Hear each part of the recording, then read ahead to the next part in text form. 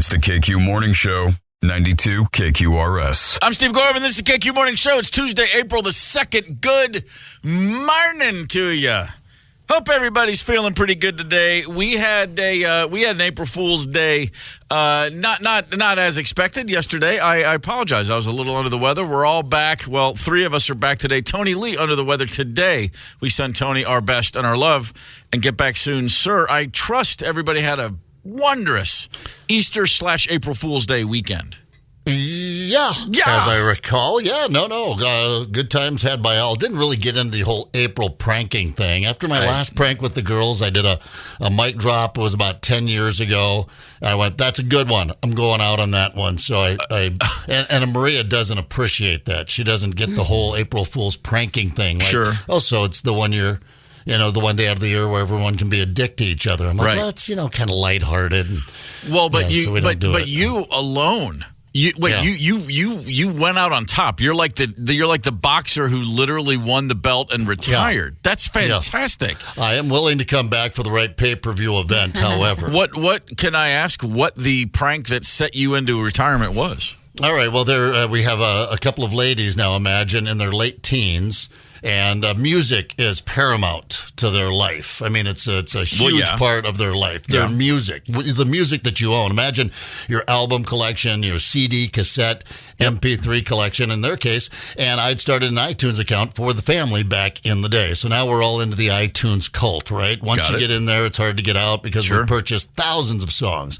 All of their songs, the most precious thing to them both in the world, they're very much into music, are in the iTunes account. And I did one of the things that I would often do when they were growing up, and that is throw a dad fit about something. And the fit is, I can't believe that they didn't seat us before those people when we showed up before them. Come on, we're never eating here again. Well, let's go. And I did that on Father's Day, actually, one day when they took me out to eat. So I said, iTunes screwed me over again. They upped the charge for this. I've had it. I'm done. I've canceled the iTunes account. Sorry, ladies. I know this is a big deal, but all your music is gone. You can't access it because you can't access iTunes anymore. And as of tomorrow morning, shutting down the iTunes. We'll start from scratch. Let's look at this as a fresh start, huh? What do you say, kids? And so Marie's thing about everyone's just a dick to each other. I mean, she knows exactly of what she speaks because this is brutal what you're describing. It was. They reacted exactly as I expected they would, and they were devastated, and Sydney, through tears, God bless her, little heart, said, "We support you, Dad." And I went, "Oh, that's perfect. I'm going to take that to my grave." Oh, my God. Just thinking about it right now makes me kind of chuckle and feel proud of my cruelty, really. Cruelty, and then, oh, my God, the child. What a moment for her to say, "We support you. We're still on your side." Yeah, I know. Whereas inside, she was planning your demise.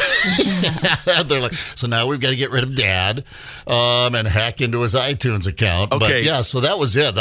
Where do you go from there? I can't imagine. I'm Candace, I got to ask. Let's put you at 16, 17, 18 years old. If it occurs to you, if somebody suggests to you, all the music you own is gone, could you move forward? I couldn't have at that age. No, that's just, I'm just disgusted. And wow. And it's like it's happening all over again. I love it. Man, that's really, wow. But again, I mean, you did go out on top. You can't do better than that, and especially with her reaction. No, now they don't trust me, even when I'm being honest. They're like, I've completely shattered that, so there's no sense even trying to prank them at this point. Okay, Dad, there's a bobcat behind me. Sure. Whatever. These things happen. I wish we wouldn't have went hiking out in the wilderness on April 1st. We have to have a sedate day. No, that was mine. I don't know if anyone had a real whopper out there of an April Fool's Day, and I don't know. I feel like we're just too on guard these days. I think we're on guard. I think we're all pretty cynical about. I mean, no matter what you see, you just think to yourself, "Wait, really?" And also, there's I have one friend in my life who's like a prankster, and I mean, he's 60, and but he's good at it, and a lot of times they're subtle enough where it's hard to even get my arms around it. he's the only guy I can accept it from. Okay, you know what I mean? Like, he's got a track record of solid pranking and different things. I think most of us at some point, you just kind of go, okay, yeah, I'm kind of over this, or maybe I'm just too cynical. I was never huge on the April Fool's thing to begin with. As a kid, we all did what we did. But you know, I thought it was interesting. The weekend to me was really more Easter. It just seems so early in the calendar. I already saw like next Easter's April 20th. You know, it's like three weeks separate this Easter and next Easter. And I think I was watching basketball. I was in touch with some family. No pranks, happy to say. But then again, my buddy who my one prankster friend, he'll do the April 2nd, 3rd, or 4th prank. I mean, he'll give himself some extended times. And so I have to keep an eye out for that. But otherwise, yeah, nothing in my life at all. The kids didn't try anything. We didn't try anything with the kids. I think we've all just kind of reached a level of détente where we're just like, let's just none of us are smart enough to really pull up any good ones. So let's just drop the whole thing. Let's just ignore the entire concept and move forward. So now on April 2nd, I do feel, with the exception of one person I have to keep an eye on for, I'm in the clear. Oh, yeah, all good to go. Yeah, I kind of feel like the same thing. I mean, you hit a level with people, right? You need new people in your life to April Fools. I feel like I got Maria, like the first time we were together, you know, that, the first April that we spent together, I was able to maybe cook something up. But yeah, you're right. It gets old fast, the whole pranking thing, because I have friends that are 365 prankers, and it just gets like, okay, you got me again. There you go. Look at you. Look what you've done. And it sort of loses its gusto, I think. It certainly does. It really does. As far as Easter goes, though, there is something I do want to. Well, I got a story from Ireland I got to share. I'll just leave it at that. How's that? All right. Looking forward to it. Let's get to that about 6:17. Hang tight. Connect with us on the KQ Talk and Text line. 651-989-ROCK. That's 651-989-ROCK. 92 KQRS. I'm Steve Gorman. This is the KQ Morning Show. It's Tuesday, April the 2nd. Good morning. Tom Petty's Refugee, a song that kind of a big deal in the arc of Tom Petty and the Heartbreakers for two reasons. One, they tried over 100 takes before they got the one they liked. 100 takes in the studio back at a time when studios were very, very, very expensive. Everything was on tape. Holy crap, 100 takes. I've never done close to that on a song in my life. That would have made me completely nuts. And Petty was pissed off. His record company was trying to sell out his deal from under him, and the entire Damn the Torpedoes album was written with a chip on his shoulder. And interestingly enough, they were at the studio mixing the song. They finally had it done. They realized they had the right take. And one of the girls who worked in reception at the studio, she walked down the hall, heard them listening to a loud version of the song. They were in the mixing console. She heard it and poked her head in and said, "Hey guys, that's a hit." And Tom and Mike Campbell went, "What are you talking about?" She goes, "That's a hit song." And they looked at each other and went, "Okay, that's kind of get out of here. That's kind of weird." And he said, sometimes you just never know. And then from that moment on, one person, again, the studio receptionist, just throwing that out there, they were like, maybe there's something about this. They just thought it was an album track. They just thought it was a good, angry piss off. But they looked at it differently from that day forward. And it's a lesson for all of us. Sometimes the people that know the less are the most viable. They're the ones you want to hear from because they don't cloud their gut reaction with overthinking. You know what I'm saying? Sometimes, I mean, I always used to say, as a member of a band, when the label would say, "What do you guys think the first single should be?" I'm like, that's your job. I don't know what radio people want to play, and I don't know what's going to jump out of the speaker and get someone excited. I'm just hitting drums and cymbals. Thank you. Yeah, Mike Campbell said that he can listen to it now. This is an interview from not too long ago, but for the longest time, all he heard was too much pain when he listened to Refugee. It was hell. It was a nervous breakdown getting that song on tape because we had this great demo that I'd done on a 4-track. Then we went into the big studio to try and make it sound like that, and it just wouldn't. It always sounded too good, or the drums sounded too big and made the guitar sound puny, or the other way around, and it just took forever to get the sound that we liked. I mean, I can listen to it now, but for the longest time I couldn't even listen to it because it was just too much pain. We knew it was a good song, and we weren't going to settle until we had it the way we wanted it. That's why we stuck in there for so long with it. Man, I tell you what, demo-itis is a very real thing. Every artist will tell you about it. You throw a song together where you're not thinking about the sounds or the mic placement. You just want to get it down so you can show the song to the rest of the band, or you just want to have a working version. And then you listen to that thing for one day, and suddenly that's the song, and it's so hard to go back in and beat.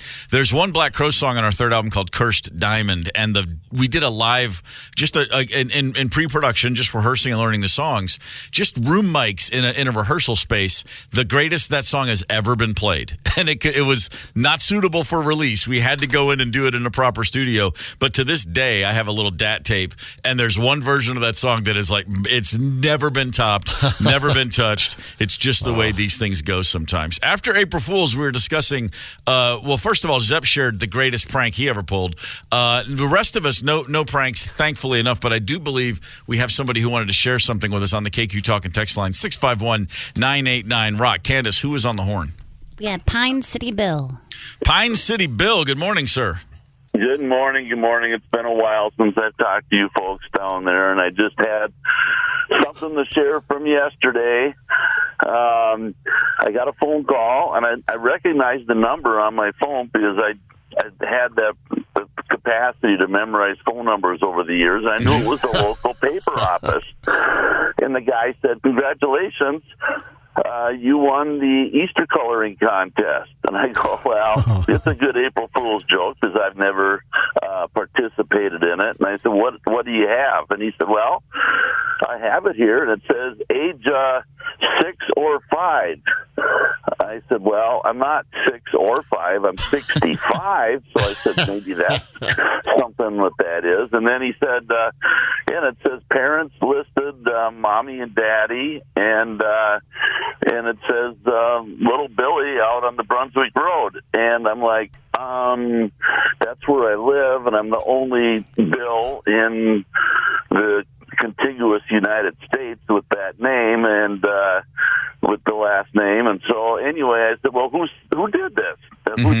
Anyway, I was calling everybody up yesterday trying to figure out who did it. My oldest daughter, neighbor, friend.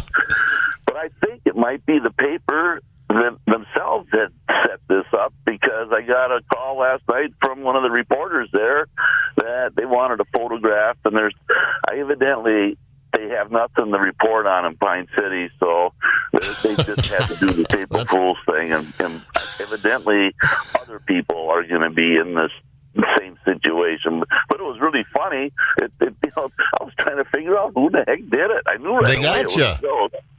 Yeah, they got me. Yeah, fair enough. Well, now, do they know you, Pine City Bill? Do you call in from time to time? Do you like to do some editorials there for the local paper? And they're like, "Yeah, we're going to get Pine City Bill." I used to when the former editor was there, but she would mess things up so big time. And yeah, I called Cindy up all the time and set her straight. Like, she would have a picture of a male downy woodpecker feeding the babies, and then she'd put a caption, "Here's a mommy downy woodpecker feeding its babies." And I'd say, "No, that's a male. That's the daddy." She goes, "Well, how do you know?" And I said, "He has red on his head." She goes, "Oh, I didn't know that." So I mean, yeah, I called her a lot. Wow. Yeah, they've been waiting to get you for a while. Yeah, well, you got me that one time many years ago when you told me the traffic on 169 northbound, the median was wide open, if you remember that. I do remember that. That was a classic. Yeah, the median was open, 169. The traffic was getting so bad that they decided to open up. You could take the median. You didn't go down into the median, did you? No, I did not go down the median, but I was pulling a big trailer behind me, and I bebopped along in the slow traffic going northbound, and you laughed about it a lot, and at my expense, and it wasn't April Fool's Day or anything. It was just your normal personality. You're very forgiving. Thank you, Pine City Bill. Fair enough. Pine City Bill, thank you for the call, brother. That's great. All right, you have a great day. It's snowing up here right now, but no accumulation except for on the lawns right now. Right on. All right, well, cheers. Be careful out there, brother. Pine City, correct me if I'm wrong, Zepp, on the way to Duluth, right? Yes, I went up there one time. I was up in the Northland once since my arrival in the area, and as soon as he said that, I was like, wait, I think that's on. I went right by that place. Might have even stopped for gas in that area. Maybe that's why I remember it. Yeah, Go figure, Candace. Crazy. Me and the there map on of Minnesota 35. getting to know each other. Yeah, right up there between, I think, Rush City and Hinckley. Yeah, you're right. On your way to Duluth, a fine stop, that Pine City. Pine City Fairgrounds. I've had some fun out there over the years, motorcycle rides and such. 651-989-ROCK is the number if you got something you want to share with us. I mentioned this a minute ago. This is a combination. I thought it was an April Fool's story. It turns out it's actually a true story, and it's an Easter story. The combination of the last 2 days confused me at first. A gentleman in England, his name is John Gartland from Kilkerry in County Louth. He's got an Easter egg. It's in a box. It's unopened. It's been in his refrigerator for 46 years. He was given an Easter egg when he was 5, and he has never opened it. He has no plans of ever opening it. It's a special Kitty's Cottage egg. Okay, so this gift, back in the day when Easter eggs and general Easter candies, especially in the late 70s in Ireland, a much simpler affair. This came with a toy kitten and was packaged in a colorful box. He was so taken by this Easter egg, by the box, by the packaging, by the egg itself. He has left it, and he's moved. I mean, he was 5 years old. He's now, in his early 50s. And he has kept it everywhere he's ever lived. It is in his refrigerator. He's got a family. They all know, don't go near that damn thing. Yeah. He says, absolutely no chance will this ever be opened. He just loved it so much. And his parents, have both passed on, but they gave this thing. And so now it turned into a whole, it's one thing he has that's special from Ma and Da. And, it's just one of those things. And I got me thinking about keepsakes and little things. Okay, when you say to somebody, what do you still have from childhood? A lot of us still have albums, like there's music or a book. I actually have cassettes, okay, great, suitcase perfect. of them, yeah. But I'm not talking about that. I was thinking about stuff that you wouldn't expect, like little keepsakes, if you will. I have one that's that I think is worth sharing, because my first thought was, what kind of guy hangs on to this thing for 46 years? And then I realized, oh, wait a minute, I've had something for 53 years that I truly cannot go more than 3 or 4 days without seeing it to just make sure it's still there. Literally a true story, which I can share soon enough.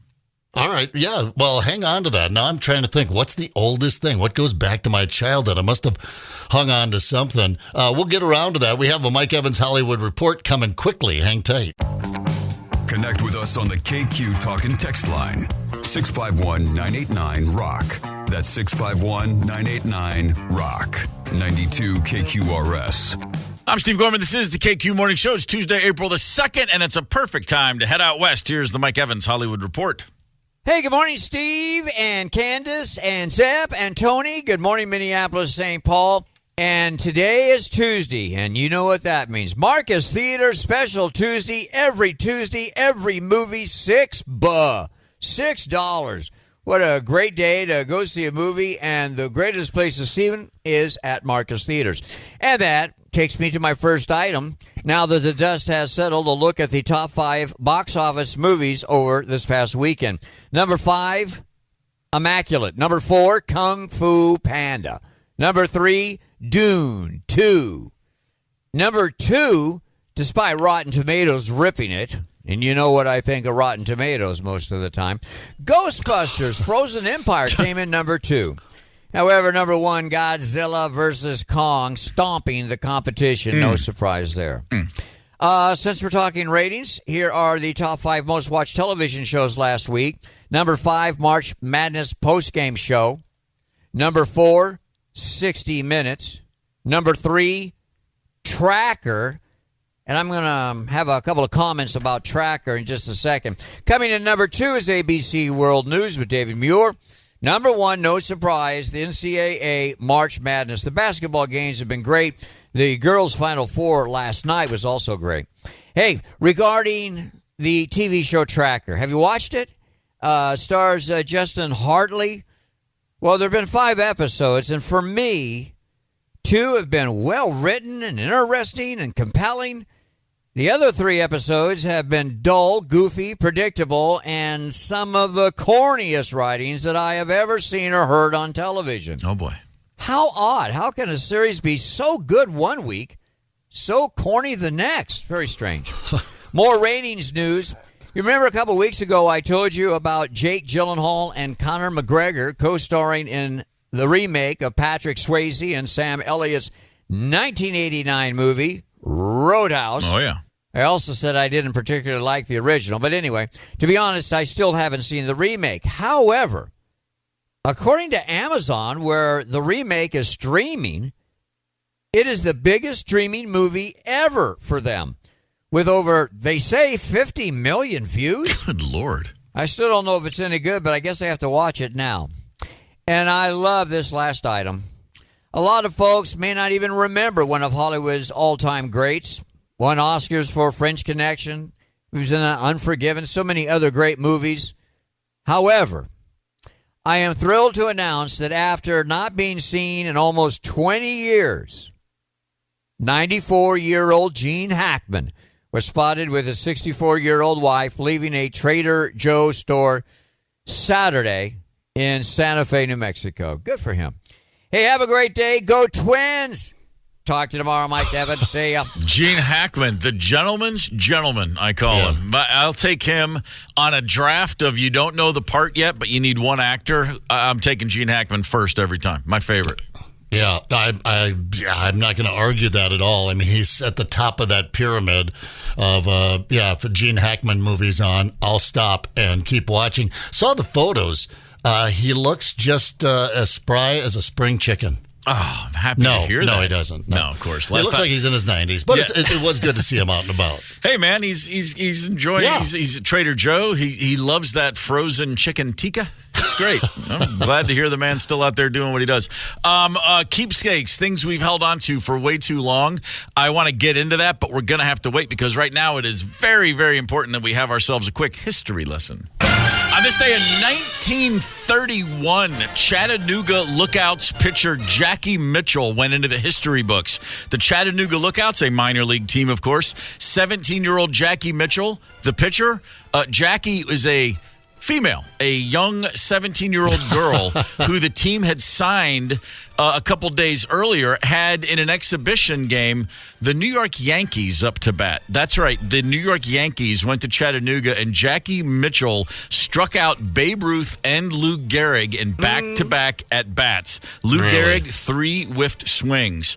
Babe Ruth was called for a third strike. He protested and threw his bat to the ground. Now, word got out that it was all about it like an April Fool's Day after April Fool's joke. Yeah. Both Yankee legends, as well as Jackie Mitchell herself, till the day they all died, said, no, this was absolutely real. The girl had a curveball when she was 6, apparently. One of the great young pitchers ever, but of course never competed in Major League Baseball because the day after this happened, MLB Commissioner Kennesaw Mountain Landis voided her minor league contract, saying baseball is, quote, too strenuous for women. Well, I mean, he has got a point. That's why they play softball. That's exactly right. She went on to pitch, though, for years. She barnstormed with a baseball team called the House of David, a religious group that refrained from sex, meat, shaving, and haircuts. That's weird. I would have liked to have seen her take on the big leaguers, you know? Yeah, so basically it's just a bunch of, let's see, the House of David, bunch of hairy, super overgrown dudes gnawing on vegetables while remaining celibate. That sounds fun. What the? It's the KQ Morning Show, 92 KQRS. Zep, Tony, Candace, and Steve Gorman are the KQ Morning Show. 92 KQRS. I'm Steve Gorman. This is the KQ Morning Show. It's Tuesday, April the 2nd. I don't know if you've been paying much attention to either the men's or women's college basketball tournaments, but last night on the women's side, Iowa beat LSU, Caitlin Clark, with just a completely absurd 41-point performance. It was scintillating watching her knock down LSU, revenge for last season's tournament defeat. And then following that, UConn, remember them in their 23rd Final Four under Gino Auriemma.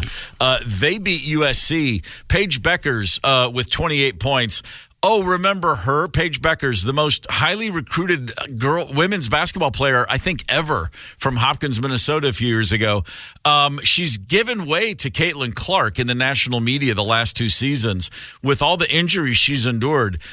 But there's a strong case to be made for Paige Beckers actually being the best all-around player in the women's game. And I'm one of the guys who will make it. I absolutely love watching Paige Beckers play. And it's funny because I've watched her and known all about her, and I completely forgot she's from here, like until I got up here. I'm like, oh, wait a minute. Holy crap, she played over at Hopkins. That must have been amazing watching her just run roughshod for 4 years in high school.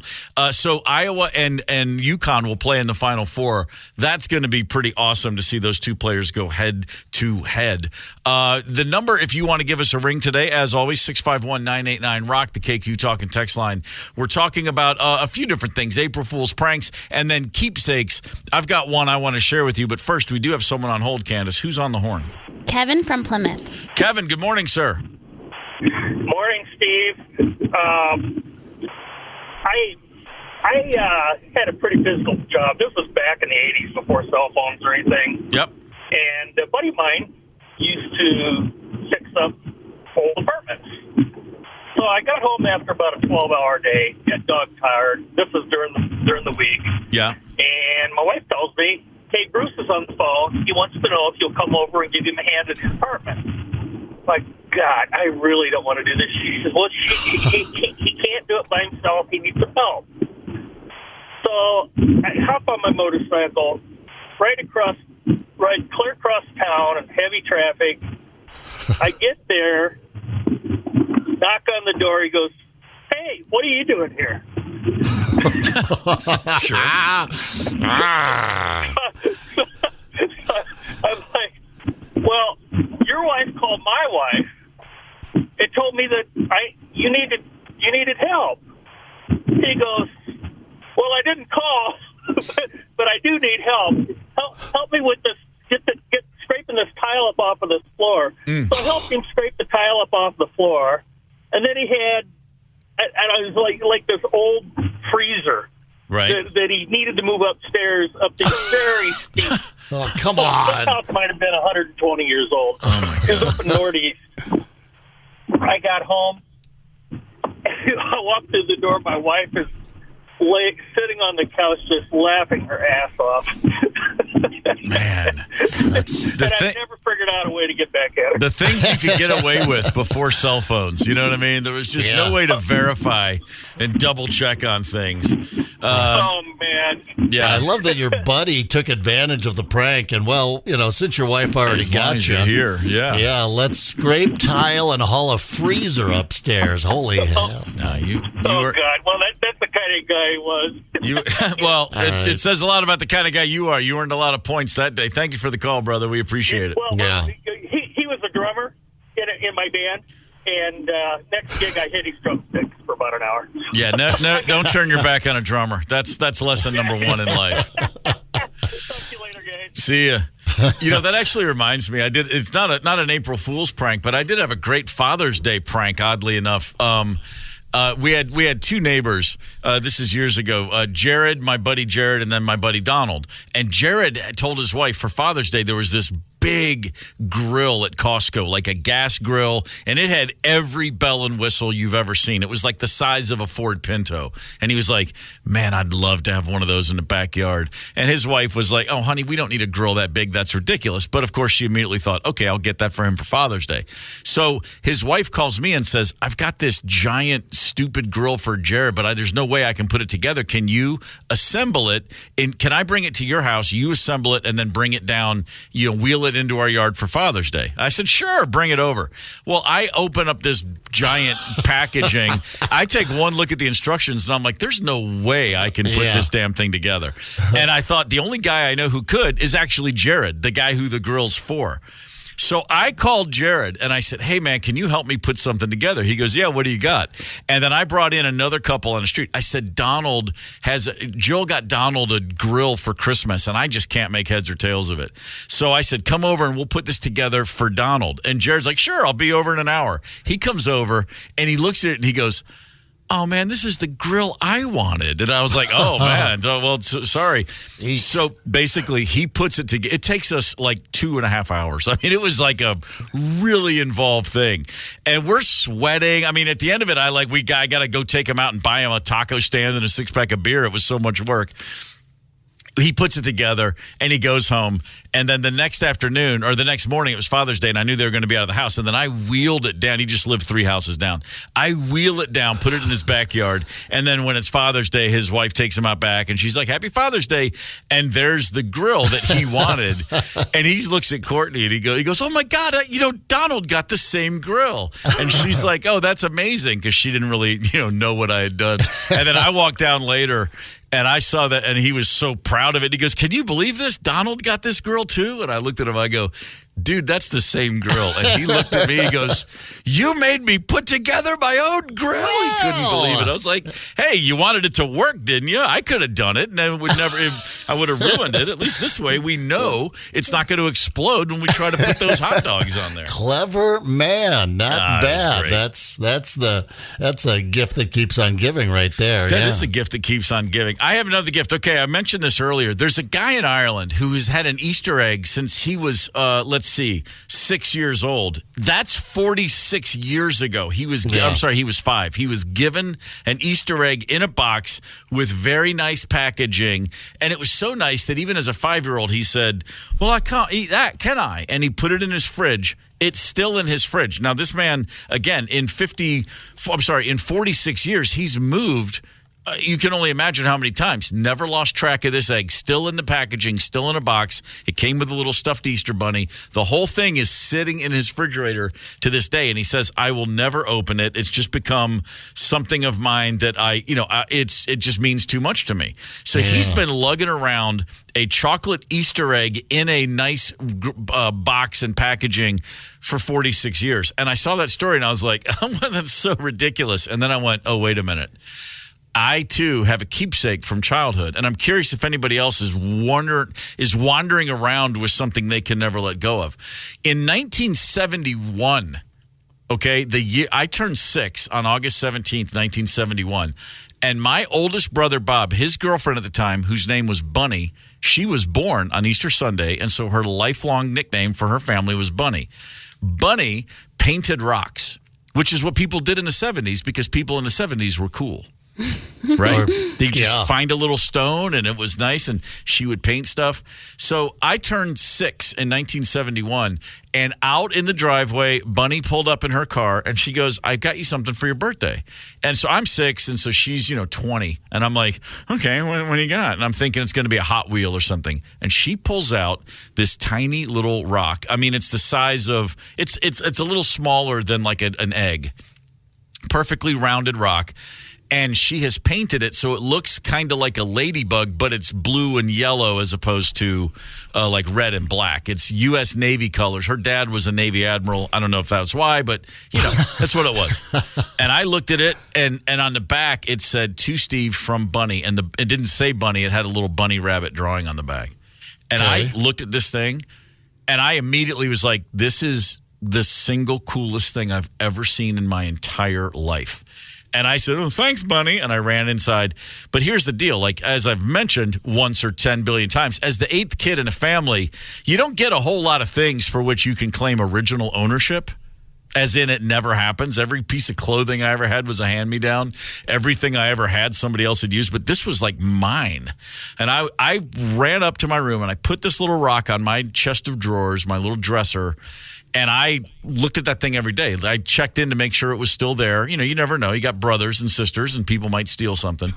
My brother, Bob, and Bunny, they got married in 1975. 4 years later, that rock was in my pocket the whole day at their wedding. I moved to Kentucky a month later. It did not go in the moving truck with everything else. It went in my pocket, the 2-day drive to Kentucky, had it with me the whole time. Since that move, I've lived in 2 houses in Kentucky. I had 6 different dorm rooms in college. I had 10 different apartments, condos, or houses in Atlanta. I lived in Brooklyn. I lived in L.A. I've had a place in Nashville 20 years, and now I live in Minneapolis. And I know right where it is. I've always known right where it is. I've had that rock with me since my birthday in 1971. It's on my bedside table right now in Minneapolis, Minnesota. Wow, that's cool. And as much as literally anything else in my life, that rock makes me feel like me. That's just my thing. You are a witch.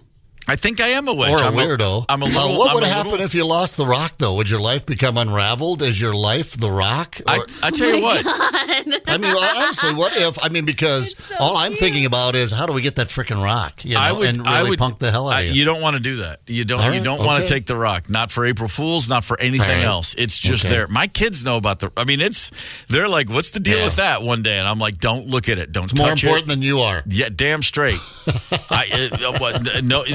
telling you, man, that thing. I just sent you guys. I sent you a picture of it. I mean, look at that little rock. I'll post it in the comments. Come on, man. That Facebook post. That is my lifelong. That's me right there in rock form. What's up with his lips? Yeah. Well, okay. First of all, again. It's the 70s, and she was probably stoned, okay?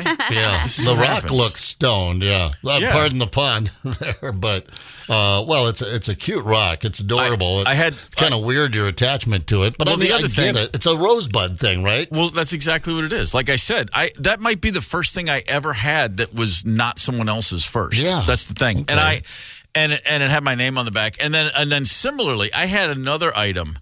My oldest sister Susan had gone down to Mexico City as an exchange student. We had an exchange student in my family from Mexico, and then this is kind of a long story. I'll make it real short. We had an exchange student from Mexico City, and then his sister came, and then another sister came. A boy and three members of one family lived with my family for just like 6 or 8 weeks at a time over the course of a few years, and then my sister went down and lived with them in Mexico City. And when she came back from Mexico, she brought me like just a letter S, like it was like a porcelain, just the letter S, a thing that would just sit on its own.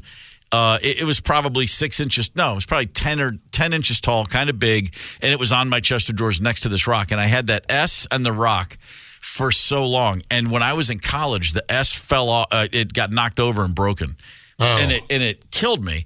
But then I was like, okay, got to make sure I never lose that rock, because losing the S killed me. So I had two things. Now I got one thing. And seriously, Zep, don't go near my rock. I'm not going near your rock, man. But it is kind of fun to tease you about it a little bit, because I can see No, it's not. No, it's not. There's nothing fun about this at all. We have another caller, Candace. Who we got? John from Brooklyn Park. John, good morning, sir. I'm sorry. John-O! Yeah, I've just recently moved to the Minneapolis area. I'm actually from kind of everywhere. I've lived in 20 states and 41 cities. Wow. And that's part of why it's kind of so cool that I managed to keep hold of this keepsake. Okay. When I was 5 years old, my parents gave me a pewter Snoopy doghouse with Snoopy on top of it. I like it. And I've held on to that all this time. And, you know, it's watching over my kids in West Virginia right now, even though I live in Minneapolis. So it's not technically in my possession right now, but it's where I can't be. But you know where it is. Yeah. Oh, yeah. Damn straight you do. Yeah, and I've held on to it with all those moves. I was in 16 different schools before the 6th grade, so man, the fact that I've held on to it all this time is pretty cool. Yeah, that is very cool. And it's Snoopy on the doghouse. I mean, come on, man. That's as good as it gets. John, we got to jump. Thank you for the call, brother. All right, well, we got it up on the KQ Facebook page. There's Steve's rock. It's right there on the Do You Have Any Keepsakes from Your Childhood comment or call. The KQ Morning Show. That little fella. So cute. Wait, did you say he has a name? Did I miss that? Steve. He's never been named. What the heck? Oh, no. It remains nameless. There is a reply right under the picture of the rock, just for fun, just to humor us all, except for maybe not Steve. He seems to be a little sensitive about his pet rock. But let's give the rock a name this morning. I'll tell you what, if you scroll down to Nancy Bussman, I have a semi-horrifying stuffed thing, writes Nancy. We were in the process of moving, so no real gifts that year. My dad won this in a bar raffle and named it Seymour. It now resides in my office. I've had it for 55 years. It will haunt your nightmares. Oh, Click I love on that picture. You gotta check out Seymour. And there's a bobblehead, a little Packer bobblehead. Yeah. Steve's rock. From the 60s. Yeah, wow. Make a contribution on the KQRS Facebook post, 651-989-ROCK. We're talking childhood keepsakes. Hang tight. Connect with us on the KQ Talk and Text line, 651-989-ROCK. That's 651-989-ROCK. 92 KQRS. I'm Steve Gorman. This is the KQ Morning Show for Tuesday, April 2nd. Happy birthday, Candace. Oh, thank you. It's Candace Wheeler's birthday. Bum, bum, bum, bum, bum, bum. We could have pulled up like some audio of happy birthday music, but we thought we'd just scat some Yeah, no, at I ya. like that. I prefer that. Happy birthday, happy birthday. Happy birthday. How's that sound? It sounds good. I appreciate the effort. Wow, listen, nice we're just getting started. We've got, let's see, 12, 16, we got like 16 and a half hours left of just singing in your ear, Candace. Happy birthday. We're talking about keepsakes today, things from childhood. I told a story of a, it's not a pet rock, it's a rock. It's a painted rock that my sister-in-law gave me when I was a little kid, and I still have it. All these years later, through so many homes and so many different places I've crashed for moments at a time, and I've somehow never lost this rock.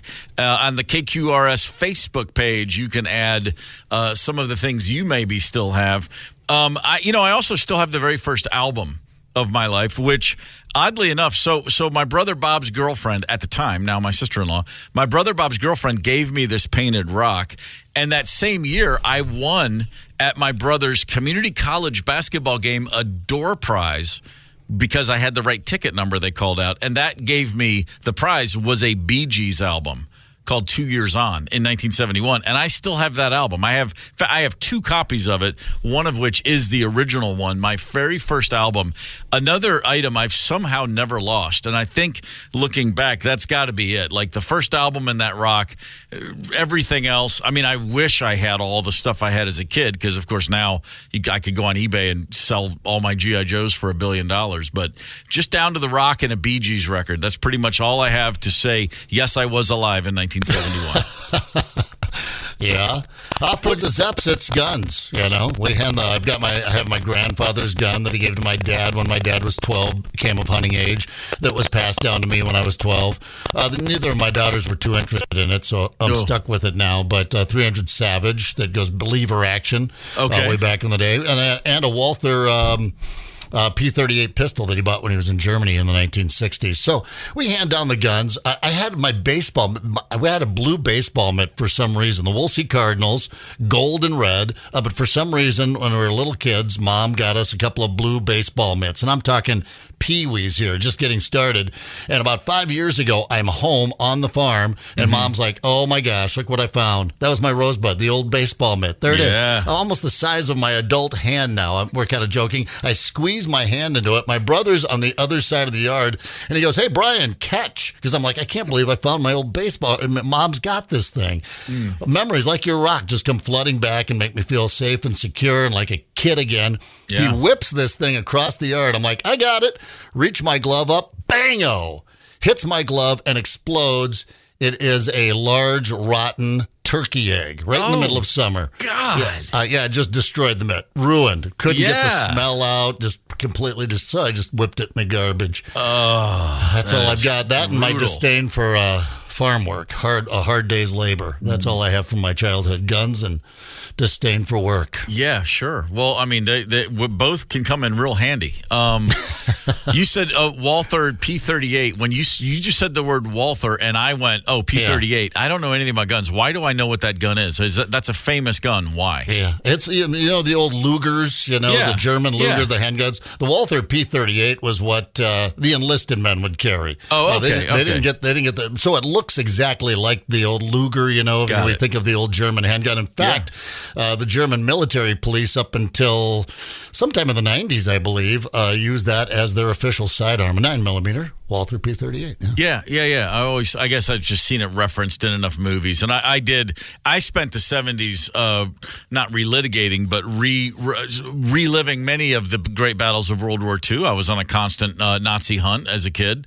Out on the golf course with sticks for guns. We were always fighting World War II battles again. And not only were there Lugers on hand, but plenty of what we called potato mashers.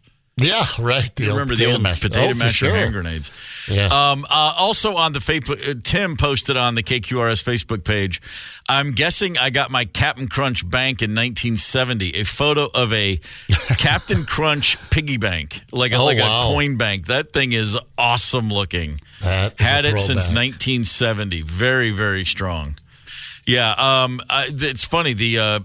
Like Candace, I'm sure you still have something from childhood, but at our advanced age, we'd be like, yeah, that's no big deal. It's only from the 90s, but that's a long time to hang on to anything. I really don't. I told you, like, my parents got rid of all my. I had a bunch of cool stuff, and everything's gone. My mom has like little things of mine, like little shoes or like a little scarf, a little bonnet that I had. Lock of hair, perhaps. But I have stuff from my grandmother. Like I have my mom's stuff, my grandma's stuff. My grandma had Beanie Babies. She used to collect things like that. But I don't have anything that I can think of that was like mine. Everything got tossed out. Man, that's tough. Along with you, Candace, get out and here's your stuff. Just throw it on the lawn or in the garbage. I remember I had this stuffed animal called the Snowden. I don't know if you remember him. He was he was a snowman, kind of like Frosty, but he was a Minneapolis Dayton's thing. I'm thinking of Edward Snowden. Not the same. He didn't have his own doll. No, but I just drug him around town. He was so gross and dirty, and they tried to save him, and but it was devastating. Wow. Parents are good at throwing things away. My mom did a lot of that too. I guess I don't know if I would have kept the old Star Wars action figures around. I probably would have kept one or two, the old Luke, somewhere, but. And Mom didn't throw it away. She gave it to a neighbor kid that wanted to play with toys, and I hadn't been around for a while. Boy, I'm just going down a whole Edward Snowden action figure set that we might have to start throwing together. That sounds like something worth pursuing, doesn't it? Yeah, it does. I posted on Facebook one year. I found a picture of myself holding my G.I. Joe back in the day, and it was 73, 74. I had a G.I. Joe with it had the lifelike hair and beard, It wasn't plastic anymore. It felt kind of like and it had kung fu grip. And I posted a photo. There's a picture of me holding my G.I. Joe on my front porch. And from a distance, if you kind of squint, it kind of made me think it reminded me of Fidel Castro all these years later. And I posted on Facebook, I said, front porch, I just put it as like a throwback Thursday back when people used to do that, or on Instagram. And I mentioned that I had a Fidel Castro, action figure. It was all a joke, Fidel Castro El Comandante, and I wrote you pull the string on his back and he would say things like, a revolution is a struggle to the death between the future and the past, and all these other Castro quotes. And what can I say? The 70s were a crazy time. It was that kind of a complete joke post. Nobody in the 1970s, definitely not Don Gorman's son, would have been gallivanting around with a Fidel Castro action figure. Oh. And I put that thing up, and man, a lot of people missed the joke. And I was getting called all kinds of things, like, what kind of bizarre hippie family did you grow up in with a Castro doll? And I was like, no, guys, please, this is a joke. That's G.I. Joe. Yeah, right. I had a CCP red hat with a gold star on it that I got at the state fair when I was a kid, and I thought it was funny to wear that around, and boy, did it drive the adults nuts. My dad was like, get that thing off your head. Yeah, I have a hockey jersey, a Tretiak, the famous Russian goalie, the Soviet goalie. I have a CCCP Tretiak number 20, jersey. I bought at like some sporting goods store in the 90s because I was like, oh my God, look at that thing. Yeah. And I used to just bop it. Like on tour, you're just looking for something to wear, comfortable, like for laundry day or whatever. Boy. And I wore that thing out in public a couple times, and man, I mean, whew. Yeah. Watch yourself wearing the Soviet hockey jersey back in the 90s. People got pissed. Serpentine, Steve. Serpentine. Or whatever. Yeah, people were still like all hot over the old Soviet Union. 651-989-ROCK is the KQ Talking text line. Candace, we have a caller. Chris from Maple Grove. Chris, good morning, sir. Good morning. How's it going? We're great, brother. What have you got for us? So, my sister is working up in Chisholm, Minnesota, and they do these things called like street dances where they just block off the section of the road, and then they have a band, and then they have like the beer tent. So I went up there to go visit her. I was not even driving yet, to give you an idea of my age, and I went up, and I never really drank or anything when I was younger, but I would sip a beer every once in a while if my dad had one, so he would taste and be disgusted by it. But what what happened this time is I decided, hey, I'm gonna go the whole 9 yards, and I got a beer because they weren't carding. I mean, walking up there was like 14, 15, and they weren't carding or anything. Hell yeah! So I got myself, my sister's. I asked her what should I get, and she goes, "Oh, just get a Mick Golden Light." And this is back when the cans still had like the creases on them, and they weren't perfectly circular. So I drank the beer. I was so proud of myself. Got it down all by myself, and I kept it as a trophy. My wife finally made me throw it away a couple years ago after keeping it for 20 years. Oh, well, why? Yeah. Did you forget an anniversary or something? She didn't like it on the shelf next to our wedding picture.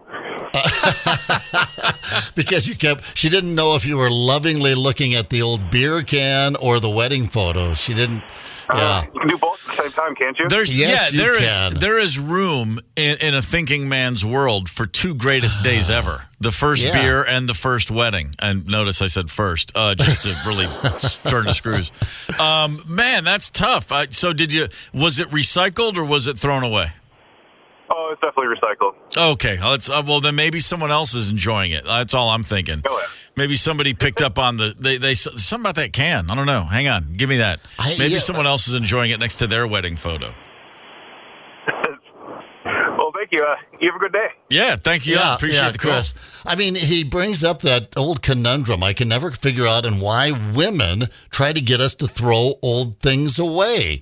You know, we've got a house. It's big enough. You can stash things. All right, maybe on the mantle next to the wedding photo. You can make an argument if you want, but why are they constantly getting us to try to get us to detach from our past and, and throw that old crap away? I don't know. It's before you and she knew each other, your life is meaningless. That's it, isn't it? It's symbolism. Uh-huh. Yeah. Okay. All right. I get it. There might be something to it. I love James here on the KQ Facebook page. Talk about a throwback. Got it at a Twins knothole game in the early 1970s. It's old Twins bobblehead. That might be worth some money. I don't remember or know before my day. TJ Frerick, who that was. I don't know if I'm even getting the whole name on the little bobblehead, but I love that on the base of it they put Minna space soda. Minnesota. Yeah, that's a good one. That one might be. There are childhood keepsakes that might be worth some money, like Candace's Pokemon cards that Mom pitched. Yeah. Man, Linda on the Facebook page wrote, "I have my Little House on the Prairie bonnet, a doll, Girl Scout sash. That's pretty strong. Yeah. Piggy bank records and my moccasins from the teen years. Everybody has a pair of moccasins once in their life." I think we had the moccasin slippers. That's all we wore, out there in the cold farmhouse. Slippers were required. You came in, you took off your boots in the mudroom, and then it was into the slippers, and everybody had the moccasin slippers with the woolly insert. They sound comfortable right now, to be honest with you. Yeah, they do. I like this from Carrie. "I ended up with the boat, pole, and tackle box I started using when I was 8 years old. I'm 63 now. Awesome. Yeah, that's a lot of fishing poles handed down. I had an old... the old bamboo fishing pole, you just hang it out over the water and pull crappies out of the water. It doesn't have a reel on it or anything. The old bamboo fishing poles that my grandfather gave me, but somewhere, somehow, over the years, that didn't make... I used to put it up in the rafters, because it was long. This thing was super long. It was like 20 feet long.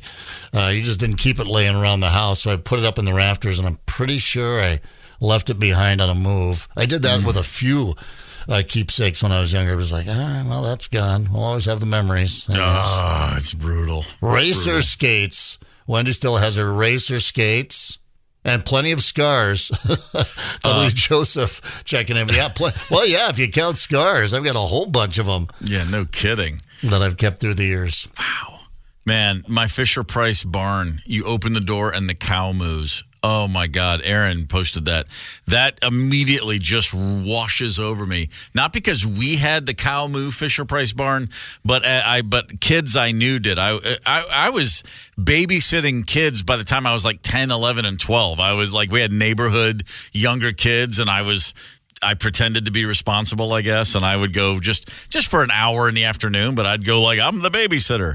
But, yeah, that Fisher-Price barn, that was one of those things I used to be like, man, I never had anything this cool. But that thing would open. I I can completely hear it to this day. We're also talking about pranks that we've either done on other people or had done to us as a post-April Fool's Day. So keepsakes, pranks.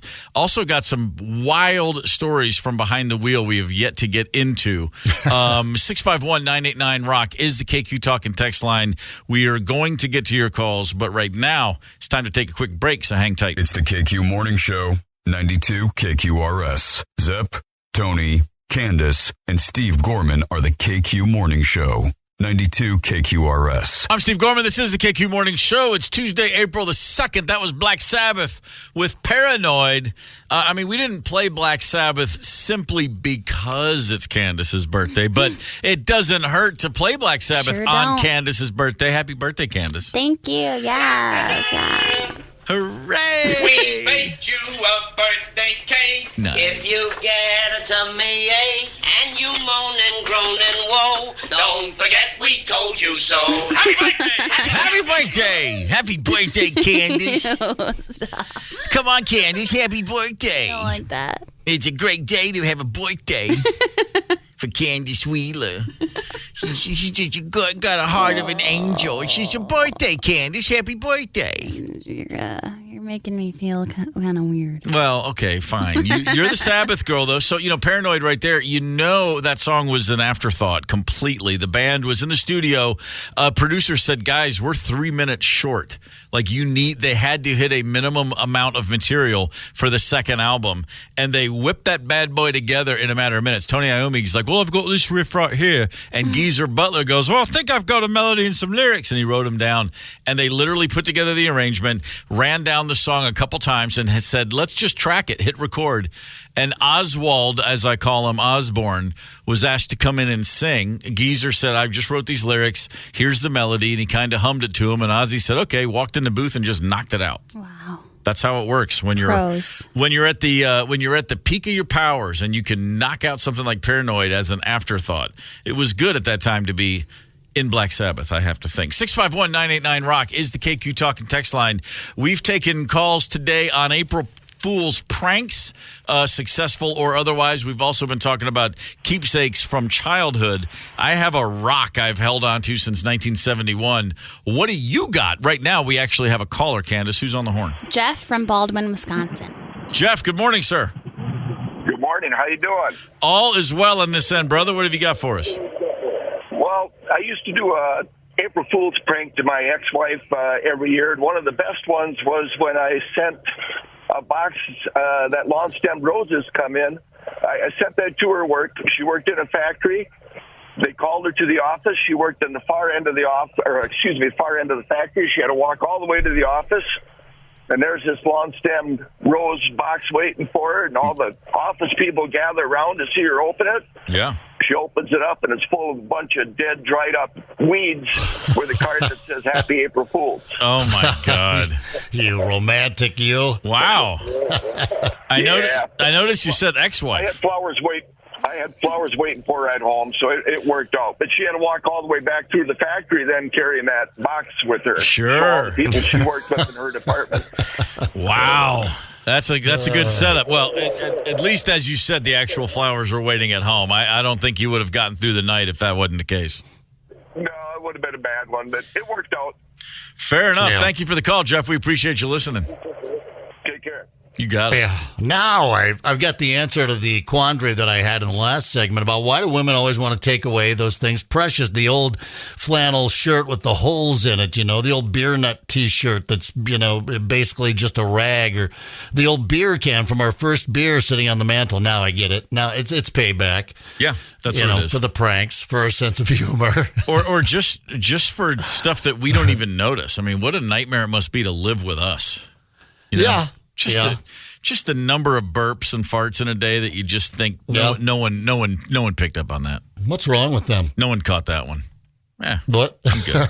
The burps and all that stuff? No. Just seeing, yeah. I mean, there's a or lot. that you kind of blew it in her direction. Yeah, there's it's all about how do you hold it in or do you do the the exhale on the follow through. No, they just put up with us. What are you going to do? Here's something. Speaking of April Fool's pranks, down in Florida, which is where all the best stories come from, of course. This is a weird arrest over the weekend. A 30-year-old woman in Florida was caught shoplifting from Walmart. But she said, no, it's not that, officer. You've got this all wrong. I'm playing a really fun game called 21, which sounds like actually the kind of thing as a teenager looking for malfeasance would have been kind of fun. She explained, this is a game where you steal as much as you can from a store and then you dump it all into a random car. I guess you're trying to just frame somebody. Like you've got stolen goods and then you dump it in a random car. That's what she told the police. And then she went on to say, no, hang on. It's a rental car that my boyfriend had. Hang on. He doesn't know anything about it. This is a woman who was then eventually arrested for all kinds of things. We've got a little bit of audio of this woman trying to explain herself to the police. We're doing an investigation right now. Apparently somebody walked out with a car. Put it in a random car? Yeah. Yeah, that was me. Okay. Would you come over by the car with us? Whose car is it? I don't know. Me neither. So where's all your stuff you took out of the store? And I put it in a random car that was open. In a random car that was open? Yeah. For what? Because y'all were coming and I just ran up to the car and put it on. It's a game that we play. It's called 21. It's basically like you go and steal on the field and you get out without getting caught. So I did it one other time than this time, but I got caught this time. So now I got to figure out where my purse is and where my merchandise is because now I got to give all the merchandise back to Walmart. Well, it's not really a game. Yeah, it is a game. It's theft. To you, not theft. It's fun too. It's really fun. Oh, going to jail is fun. Yeah, I like when someone looks at a cop and goes, "Well, to you, it's theft. To me, it's just fun." That's her pants are on fire. Yeah, that sounds Well, that sounds like me coming home late. Charged with grand theft, possession of marijuana, hashish, and alprazolam. I don't know. For a good time. Possession of drug paraphernalia. Oh, that's right. Trafficking of meth, along with a locked safe with bars of silver, copper, and platinum found in her car. What? Wait, what? Yeah, exactly. So she's just on a hellacious crime spree. I love the idea of, it's a fun game. It's called 21. Got to remember that next time I get arrested for something like that. I'm playing this game, officer. You're going to think this is funny. It's probably a crime to you. To us, it's a game. Yeah. The problem with cops is they're not high on meth, generally speaking, and they've heard all manner of BS. All of it. Yeah. To come up with an original. If you came up with a really original excuse for something very petty and minor, a misdemeanor, something like that, they might, chuckle. Yeah. I've had police officers tell me that, but I've never heard this one before. I pulled someone over for, going 10 miles an hour over the speed limit, and they told me this, and I can't, and I'm blowing it because I can't think of what it was, but then they let him go. But for the big stuff, when they got you, they got you. Yeah, they do. They're just not going to talk your way out of it. Yeah, and it's that old lesson of just if you want to win a conversation, don't say much. Let the other person just talk themselves in circles. Yeah, they all got that lesson, boy. Yeah, no, everyone I've ever dated has that lesson. They can use that against me. Just let him keep talking, and just there he goes. The rope's around the neck, and he just jumps right off the platform all by himself. So that was in Florida. Over the weekend in Northern California, police were chasing a Volkswagen. It sped away after a traffic incident. They caught the car. The car did pull over, and they were surprised to find a 9-year-old boy driving that car. 9. They're making cars too easy to drive, I think, is part of the problem. We're hearing about more and more kids just jumping behind the wheel. It's just getting too easy, I guess. By the way, stick shift back in there. Yeah, no kidding. Where was this 9-year-old kid going? He's trying to drive himself to school. So he had the right idea. This was actually not over the weekend. It was Friday. There was he stopped the car just in the middle of an intersection. Cop pulled up behind him. Woo! And then he reversed, ran into the patrol car, and then sped away, like panicked, which makes sense because, again, he was 9. I was I could handle my bicycle at 9 pretty confidently, for sure. Maybe trying to skateboard a little bit by 9. The thought of driving a vehicle completely... I might as well have been trying to fly to the moon, 9 years old, driving a car. All right, I was such a runt. I remember at 12, Dad wanting me to take the pickup across the field and follow him and the tractor, so he put me in there. And when I would push in the clutch, my head would go down below the steering wheel practically, right. Not just below the dash. You just lose sight of. But I was in a wide open dirt field, so we get away with it. But now that's 9. It's not even 12, man. I don't know. So I got along. Here's the police officer, by the way. Several other officers showed up as well, and it was kind of like one of those no one really believed it kind of thing. So several officers did show up to the scene just to see, in fact, that it was a 9-year-old driving the vehicle. A few seconds later, I did notice a little head bopping inside, made it approach, and as I was approaching, I could see a kid, which turned out to be a 9-year-old child, sticking his head out saying, "I'm sorry, I'm trying to get to school." I mean, you got to give him an attaboy. Where's he going? Not down to the convenience store to get some candy. Yeah, or, he's headed down he's trying to get into school. Yeah, no kidding. When I was 9, the cars that we had, so 1974, just giant station wagons and whatever was the Gorman family was running around in, I would have needed like a phone book to sit on and some extension like platform boot, heel things. I mean, I'm just thinking about how big those cars were. That would have never happened. And yeah, to your point, that's why we need manual transmissions back. We got to keep these cars in one place. Right. I love the kid just going like, well, I mean, I've got to get to school today. I mean, what was going on at school? What did he? Because it was probably like, it was push-up day by me. I mean, not like push-ups, but there was probably like the orange, weird gelatinous goo on a stick day at school. Like he was, whatever was happening where he couldn't get a ride, but he realized he had to get there. It wasn't because he was going to miss math class. I guarantee you that much. His kickball team out at recess was dominating. I remember it was either soccer or football for us. We were playing out on the playground. If you were dominating, I mean, that was your season right there. You couldn't wait to get to school, get through all that other blah, blah, wah, wah, wah, wah, wah stuff the teacher was saying, so you could get out there and, keep your unbeaten streak going. Oh, I was a kickball champ when I moved to Kentucky because having grown up in Maryland playing soccer, I then moved to a place where nobody had even heard of soccer, and kickball was kind of foreign, whereas I could switch hit, if you will. I could kick left, I could kick right, I could place the ball perfectly. I mean, they picked, I bet. Oh, yeah. No, my 5th grade class kickball games, I was like Babe Ruth out there. They were like, man, that guy's has he got some game. Did you call your shot? Totally. I didn't necessarily call it, but I would be like, yeah, I'm going right between 3rd and 2nd on this one. I mean, I just placed everything. It was great. I felt like an absolute... I felt as cool as I used to walk on the school bus in the morning, and I would walk down the aisle of the bus, and in my head, 1975, 76, and people would be looking at me because I was the new kid, and I would think to myself, yeah, man, I would hear like Jive Talkin' was my soundtrack to Bee Gees, and I thought I pictured myself kind of looking like Barry Gibb at the time. Now, this is pre-Saturday Night Fever, but he was still rocking the Wings haircut, which I had. And I used to imagine, like, what if I had a beard? And what if I looked that cool? Speaking of weird things that people do in cars, I did see a kind of a funny list, a bunch of truckers weighing in on what they see, because, of course, they see it all. Yeah, how they do. A lot of wardrobe changes on the highways. A lot of truckers saying one time on the 405 in L.A., which is one of the 2 busiest highways in America. The 2 busiest highways in America, I read once, are the 405 and the 101, and they intersect in Los Angeles. A guy was on the 405. He said, I saw a woman switch from a very nice business outfit into a leotard while driving her car on the freeway. I mean, wow. I'll admit, I occasionally, I will on occasion look down at my phone. Guilty.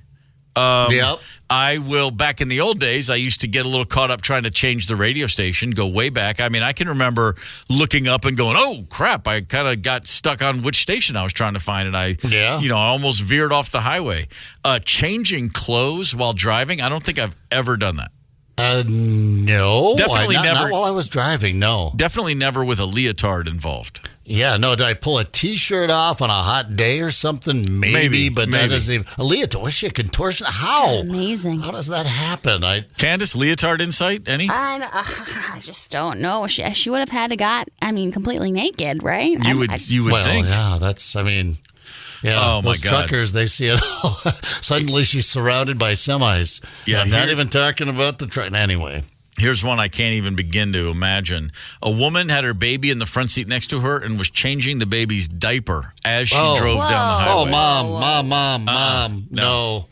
That's, other moms are going to beat you up if they hear about that. Don't. You're late to something, and so you're trying to multitask. You're going to be way later not even if you wreck the car. I'm saying just the spillage, the potential for leaky diaper. No, man. Yeah. Pull over and do that right, and then to just do it once.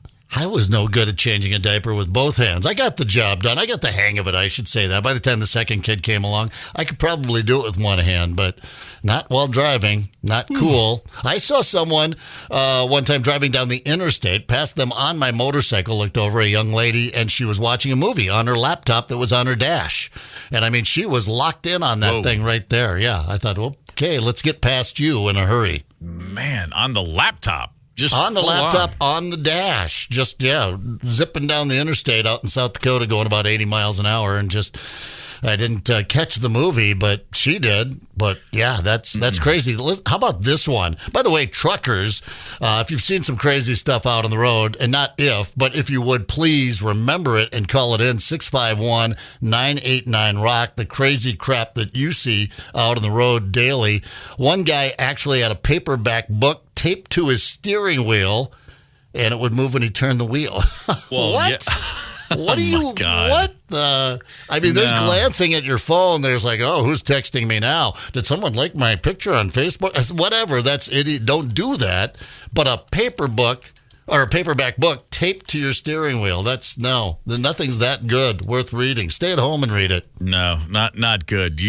I can only imagine what the guy's reading. It's because it's not going to be like, the guy isn't like flipping through a Mad magazine. He's got War and Peace up there taped up, you know. Well, Prince of Genoa and Luca are now just family estates of the Bonaparte. You're like, dude, no, don't give me War and Peace on the highway. Not a good idea. I have driven past cars and watched.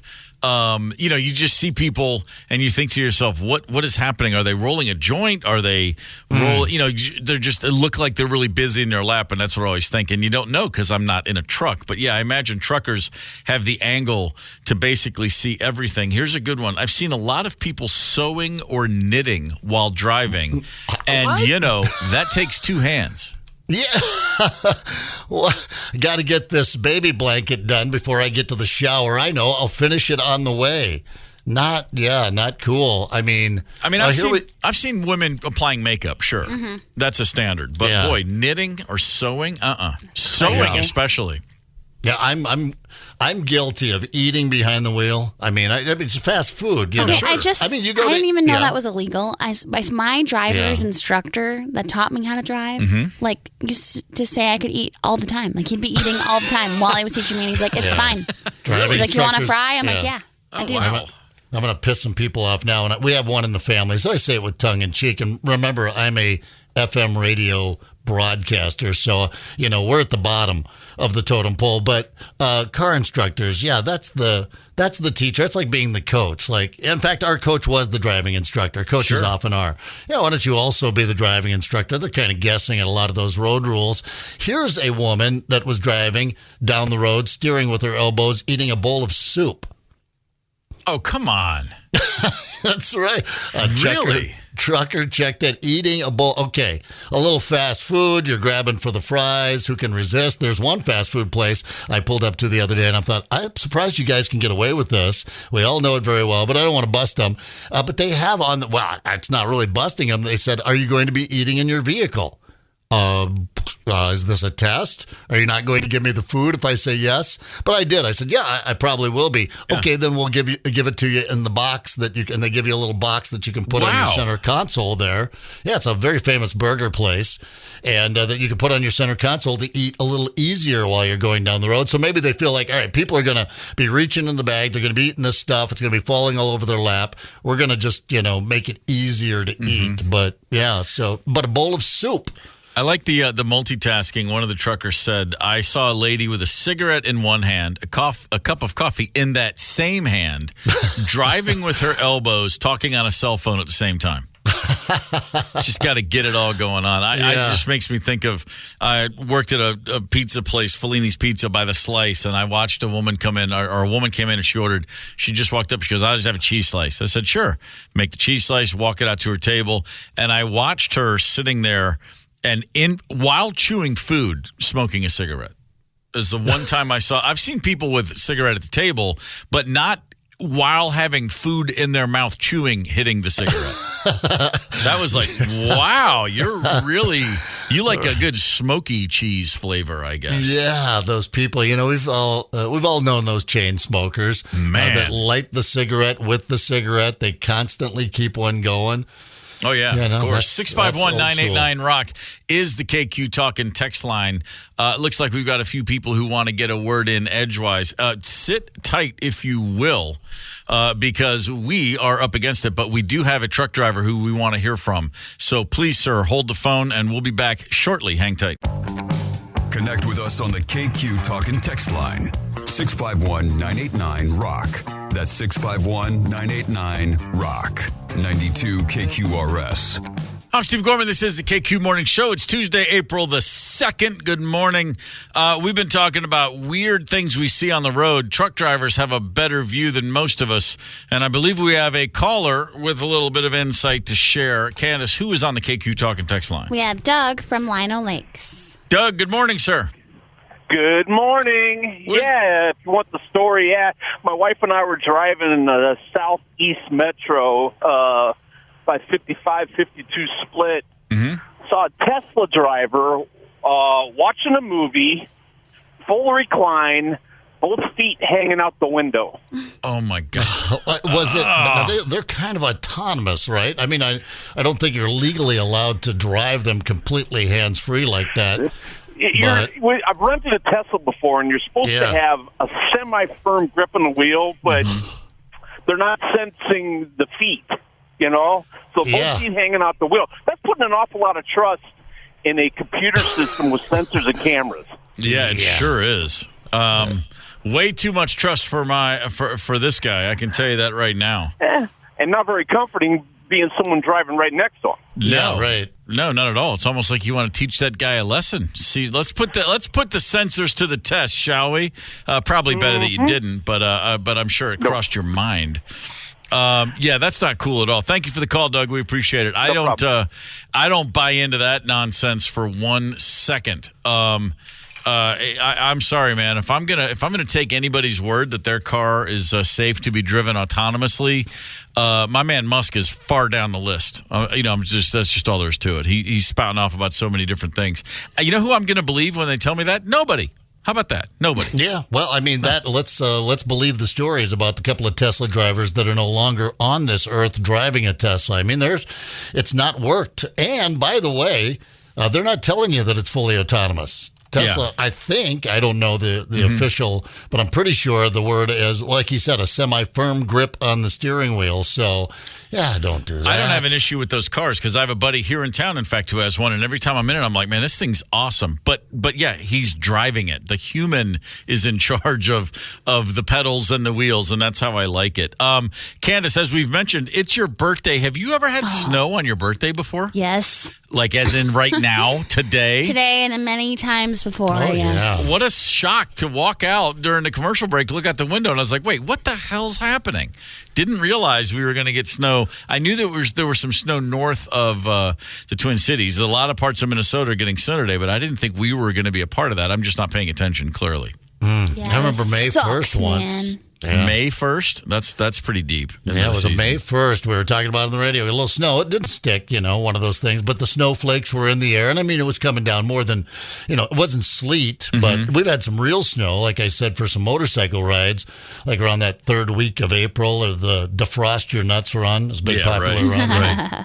Well, and snow, not really the mindset for this Thursday, which, if I'm not mistaken, Candace, is opening day at Target Field. Yeah, it'll clear up. We know that's a big day for you. It will clear up. It'll be a little warmer by Thursday. That's a fact, right? Yeah, it is going to be warmer. I don't know if there's snow. There's snow. I would prefer there not to be, but if there is, I got all kinds of gear for every element. I got an umbrella. I got a beanie. I got twin stuff galore. So I'm ready. I'm looking right now, a high of 48 on Thursday. So it'll be a little chilly, but it shouldn't be any snow to contend with. It's going to be great. It is going to be great. Let's see. Of course, there's always new food items at Target Field. I'm so excited. I know you are. I know you are, Candace. Parcell is offering Minnesota-made cream and blueprint smoothies. That's not baseball fun. I mean, I'm sure they're tasty, but come on. Is there booze in them? Yeah, no, I don't think so. That's you got to get that on your own. Weird. Get your own in there. Well, they have cocktails. You can maybe just buy a shot and dump it in there. Tell me more. Section 117, the smashed baked potato. Oh, that sounds about right. Yeah. I mean, like I said, we were talking about some new foods last week. I said, I'm an old schooler. I just want something I can eat in one hand. A hot dog, that's what it was made for. The beer in the other hand. But I mean, I'm looking at some of the East Coast barbecue mac and meat, chicken, rib tips, pulled pork. Yeah, that's section 131, Candace. Okay. Mac and meat works pretty much 7 days a week for this guy. I can promise you that. Yes, sir. Let's see. You got Papa Pete's Mini Donuts, section 136. You got Lord Fletcher's Walleye Burger, gate 34. Oh, come on. But, I mean, you're just going to go to the ballpark and just stuff yourself, aren't you? Oh, man. Hell yeah. Belly, here you do. Wash it down with the O'Shaughnessy Distilling Company vanilla creamed whiskey and cherry smashed cocktail. Whoa. As well as an Irish mojito. Okay. Irish mojito. Fair At enough. the Town Ball Tavern. Yeah, man. Things are looking delicious. Candace, do you know who the Twins are playing on Thursday? Mm-hmm. Guardian. Guardian. That's what I was saying. I have a headache today, so my words aren't coming out right. Yeah. It's a headache that you've earned. You're 3 today. That's that's a heady age to be Twins sure. games I've gone to. I don't know who's playing. It's baseball. There's 1,000 games a year. I don't know if people know that if they've ever counted them up, but it's not a football game. It's a baseball. Just go. They're playing someone, and they're going to hit the ball around and make it entertaining. It's going to be fun. And by the way, there's a lot of food there. Yeah. For some reason, you can eat so much more at a baseball game than a football game, although they're about roughly the same these days, time-wise. But I can eat about 4 meals at a baseball game. Well, so far this season, actually, the games are shorter than ever. They keep tightening up those games. The first, I saw something the other day. The average game was like 2 hours and 12 minutes the first couple days of the season. Pitch clock, baby. Yeah, that's moving. And by the way, I'm all for it. And I know the vendors aren't. They're like, hey, come on, you're cutting into our time for all the food and drink, but I'm all for a shorter game. I don't know if I'm an old school baseball fan or if I'm just a curmudgeon, but I love a good 1-0 game. I love a pitcher's duel with the best of them, and I know it's a rarity these days. Everybody just loves that offense, but man, I love getting in and out. Couple guys throwing 90 pitches each, complete games. Very old school as far as that goes. My wife and I, it's Candace's birthday today, and last month my wife and I celebrated our 30th anniversary. And one of the things we did when we got married, and I look back on this and have forever and thought, what the hell were we thinking? It was so dumb. We didn't do a registry at all. Now I was, touring and I was a full-time musician. My band was doing well, and I'm the youngest kid of a huge family. My wife's the youngest kid of a huge family. But we were also in our late 20s. We didn't, in my mind, I was like, well, you do the registry when you're just out of college or you're younger, and I already owned a home and I had appliances, and I just thought like, well, that's kind of weird. But I didn't realize just how much stuff you can get on the registry, little things you would need along the way. And I mean, I'm not losing sleep over it now, but I'm saying at the point, like within a few months of the wedding, I was like, hey, wait a minute. We could have totally used a blender. Like, we could have used a whatever, right? So, but that's the thing. You go to your friends are getting married, you get online, you go to the registry, you see what they don't have yet. Oh, my God, I'm going to get the salt and pepper shaker or whatever it is, and you buy them and you feel good about yourselves. Now, check this out. There's a new trend, and I think this makes a lot of sense. Gift registries for divorce. Ooh. No. Yeah, the idea is people can be very financially vulnerable at a time when they're splitting up. A lot of people suddenly end up with half of their everyday supplies. Yeah, and no so shit. now it's turning up. People are saying, look, the appliances, tools, furnishings, people are going to be at best operating at a 50% capacity all of a sudden. And a lot of people are talking about this. I think it's a pretty good idea. I mean, how many married couples have 2 coffee makers? How many married couples have 2 couches and chairs? You just don't know. So some people are saying, like, look, man, I got you a wedding gift. I got you a baby gift or whatever it is. Yeah. You can't make your marriage work. That's not on us. I mean, which I think is, come on. Your You're a loser. Your friend needs some help. You blew it. Yeah, go get some help. No, I'm kidding. I've been through a divorce. You do. You come out of it with nothing except your happiness and your freedom. I don't need a frickin' couch. I don't need a coffee maker. Keep your pity. I'm free, man. Now, I don't know. That just seems like it's like over tipping. We're just going too far. We're being too, I support your divorce. Whatever, I guess. Well, I think it's better than them sleeping on your couch, I suppose. Well, it's better than them sleeping on your couch, and it's better than a GoFundMe. That sounds like something like GoFundMe for a divorce. Yeah, right? exactly. Well, you know what happens when you get divorced, and a lot of people do, is a registry and getting me new gifts. Sounds like it might be a bit over the top, but you are suddenly the recipient of that old stinky couch in the basement. Oh no, we got something for you, Zep. Oh, you need lamps. We got some lamps for you. Oh no, and then women are looking to get new. What do they call those things? Plate sets, dishes, utensils, all of that stuff. So they give you their old stuff. No, here, take this. They can't wait to get rid of it. So, I mean, you acquire a lot of things if you want to do a formal registry. I mean, I'm not going to stop you, but I'm not getting you anything either. I've heard several people say marriage overrated, divorce underrated. That's it's kind of like buying a boat, that first day you get it, that's the best day, and then the second best day is the day you sell it. That's right, the old sure. Minnesota mantra there was a thing in my house, like just a little wall hanging, and it was kind of in the shape of I don't know how you describe it. It was just a piece of wood that it was carved in there, a saying, which is, and it said, a boat is a hole in the water into which you pour money. and I remember seeing that in my house all the time. And when I was a kid, I mistook it said into which you pour money, Pour, and I didn't understand the difference between that and the word pour, Poor, as a young reader. And I used to read that and get so confused. And I was like, into which that pour money you put into the boat. I couldn't. I was always very confused by the wording. And I do remember the day I figured out there was 2 different pours. There was P-O-U and P-O-O, and now it makes sense. That's and I'm like, clever. so why do we have a boat if it's just something we're pouring? What's happening? It was always very confusing. So, but back to marriage, overrated, divorce underrated is the word. A lot of other things considered to be overrated here in these United States of America, tourist attractions. Let's just talk about here are the 5. Apparently, these are the 5 most overrated tourist attractions in America. Number 1, sorry, Zepp, it's going to cut a little close to home, Mount Rushmore. South Those Dakota, are fighting right? words. I've got 2 here for you. Which do you want? Kill or stun? Right or left? I'm bringing them both. Oh boy. No, I get no. Hey, listen, I love me the Black Hills. I rarely went over and visited Mount Rushmore. That was when you took your friends out there for the Sturgis rally. Can we go see Mount Rushmore?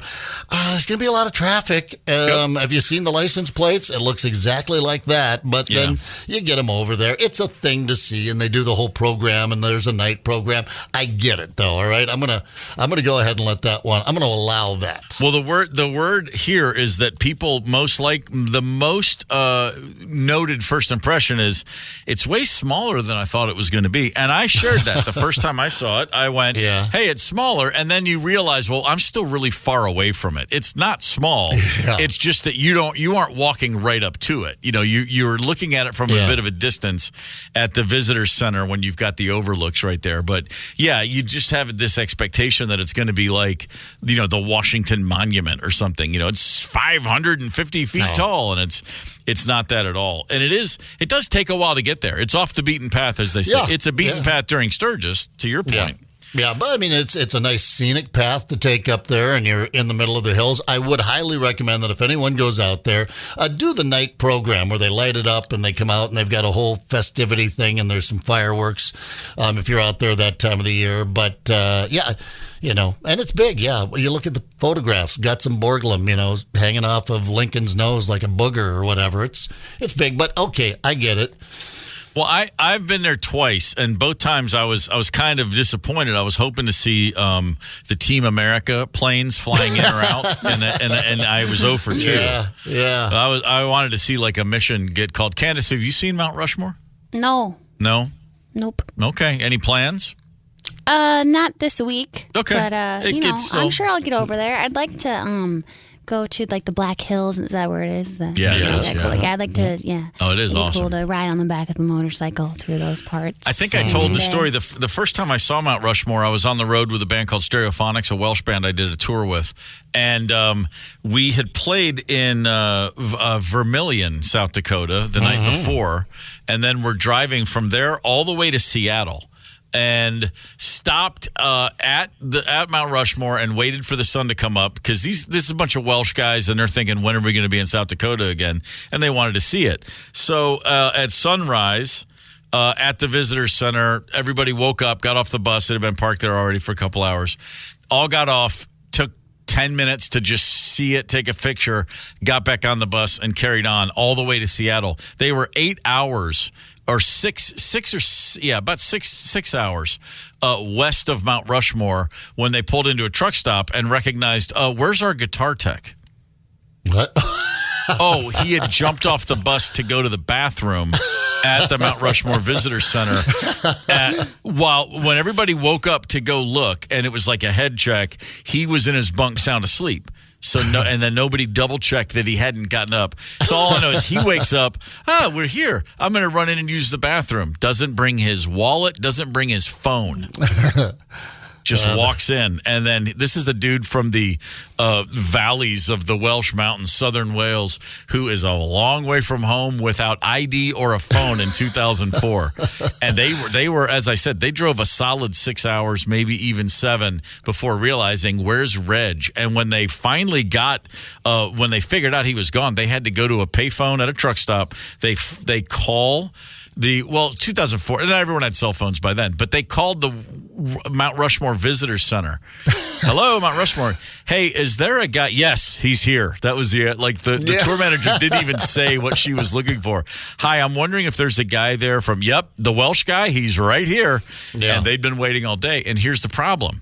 Didn't have an ID, couldn't put him on a flight, couldn't put him on a Greyhound bus, couldn't let him rent a car, couldn't do anything. The bus had to turn back around and go get him. Oh, and that's not, like you said, it's not like just whipping off the interstate into the truck stop there. You've got to snake your way back up there, and there's the traffic and all that good jazz. I'm picturing there in the little waiting center, they've got a lost 6-year-old and a lost band tech. Yeah, that's exactly right. So the first time seeing Mount Rushmore, kind of cool. Second time, just red hot rage from a bunch of Welsh people. Are you happy, Reg? Thanks.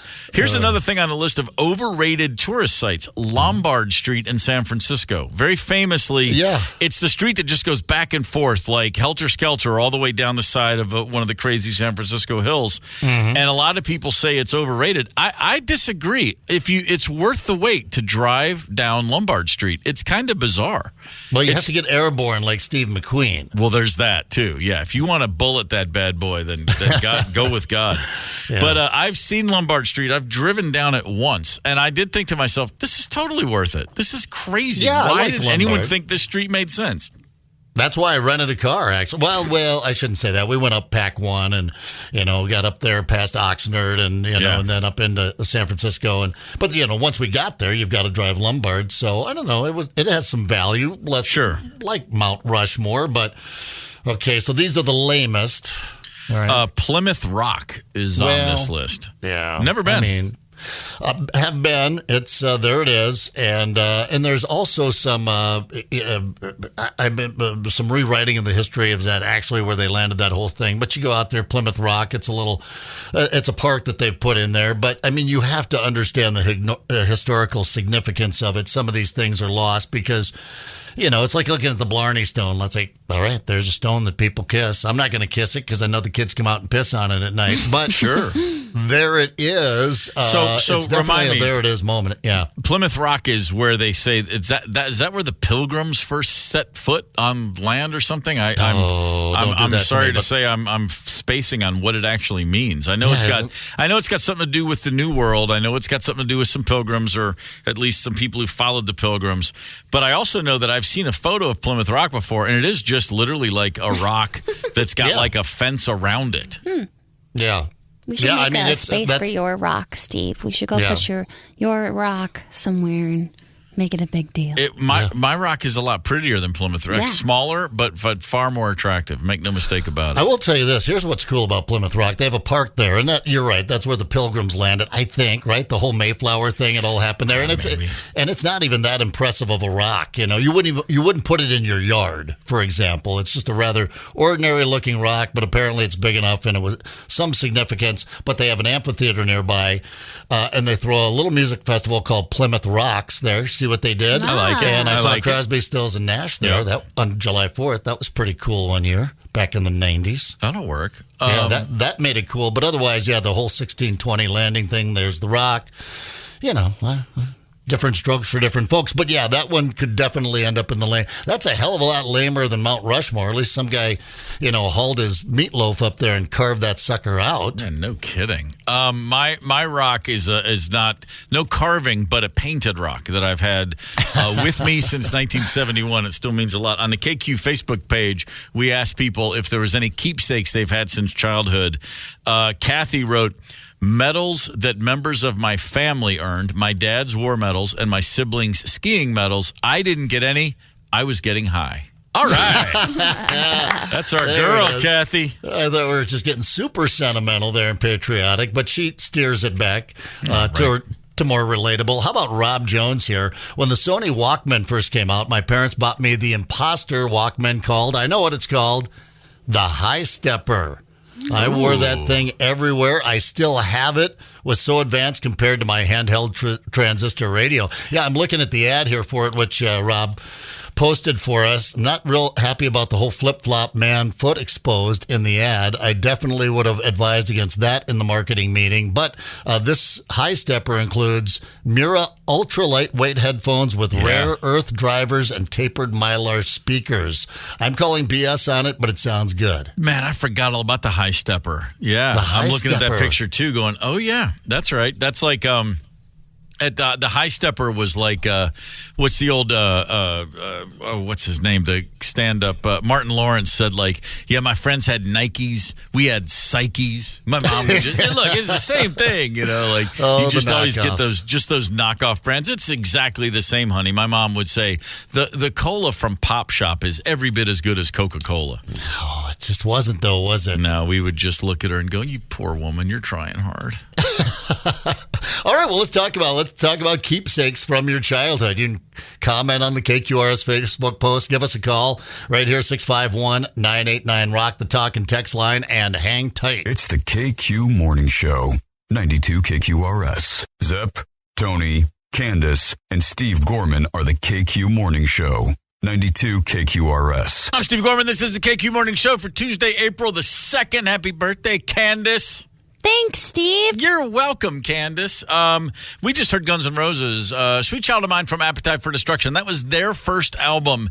And I would imagine someone out there would say the same thing. Oh, that was my first album. Somebody's first album ever was Appetite for Destruction. I can only imagine what that led to, the seeds that would plant. If this is your first record and you're listening to Axl Rose wax poetic about all sorts of things. Like you had an interesting perspective on music. My first album was by the Bee Gees. It was called 2 Years On. This is an album released in the fall of 1970. I received this album shortly after that as a door prize at my oldest brother's. He was playing basketball for a community college team, and I went to see a game. I remember nothing about the game. I have no idea if he played, if they won, nothing. All I know is at halftime, they were giving away door prizes, and I had one of those little tickets in my pocket. And they said, ticket number 194, or whatever number they said. And I was holding that ticket. And I thought, holy crap. It's like if I won the Powerball today, I wouldn't be as excited as I was that day. Right. And my mom said, honey, go down to the scorer's table and go get your prize. And I walked down the bleachers and went to the scorer's table. And that guy handed me an album. The Bee Gees, 2 Years On. And the song from that album that everybody knows is Lonely Days. That was the one hit from that album. And I took that record home.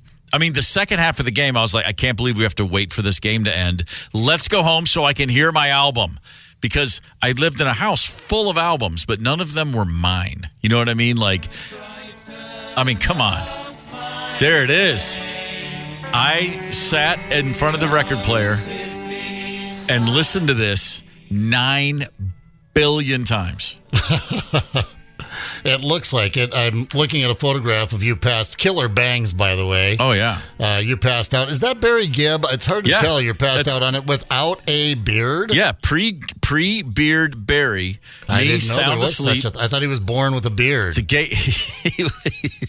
He was. There were times in his life when he was working Nair overtime. He didn't like to shave. No, it's a gatefold album, and there's a photo of me from April of 1971. You can see the timestamp. And I've fallen asleep on the album because I'm just playing it over and over and over and over again. That was my first album. I still have that very album, that very copy. I have another one, too, that I picked up along the way for whatever reason. But that's still the first thing first music that was ever mine. I played it so much and so over the top that my older brother, Tom, one day came down to me and said, please stop playing that Bee Gees record. And before I could complain, he handed me 3 Beatles albums. Yeah. He gave me Meet the Beatles, Help, and Rubber Soul and said, play these instead. Yeah. Good, bro. And that, trust me, that was a whole nother, I went into Beatleland. And by the way, I'm still in Beatleland, but the Bee Gees were there first. They still hold pole position for me as a kid. That first record of your own is I remember the first album I ever had. I remember the first 45 that I ever bought with my own money. It was Ringo Starr's Photograph. The first album I ever bought with my own money was Beatles 6. Yeah. These things all matter. But there's one thing more important than any of the music that I've ever loved in my life, and it's a rock, a little painted rock, a painted stone, really, that my sister-in-law gave me on my 6th birthday, also in 1971.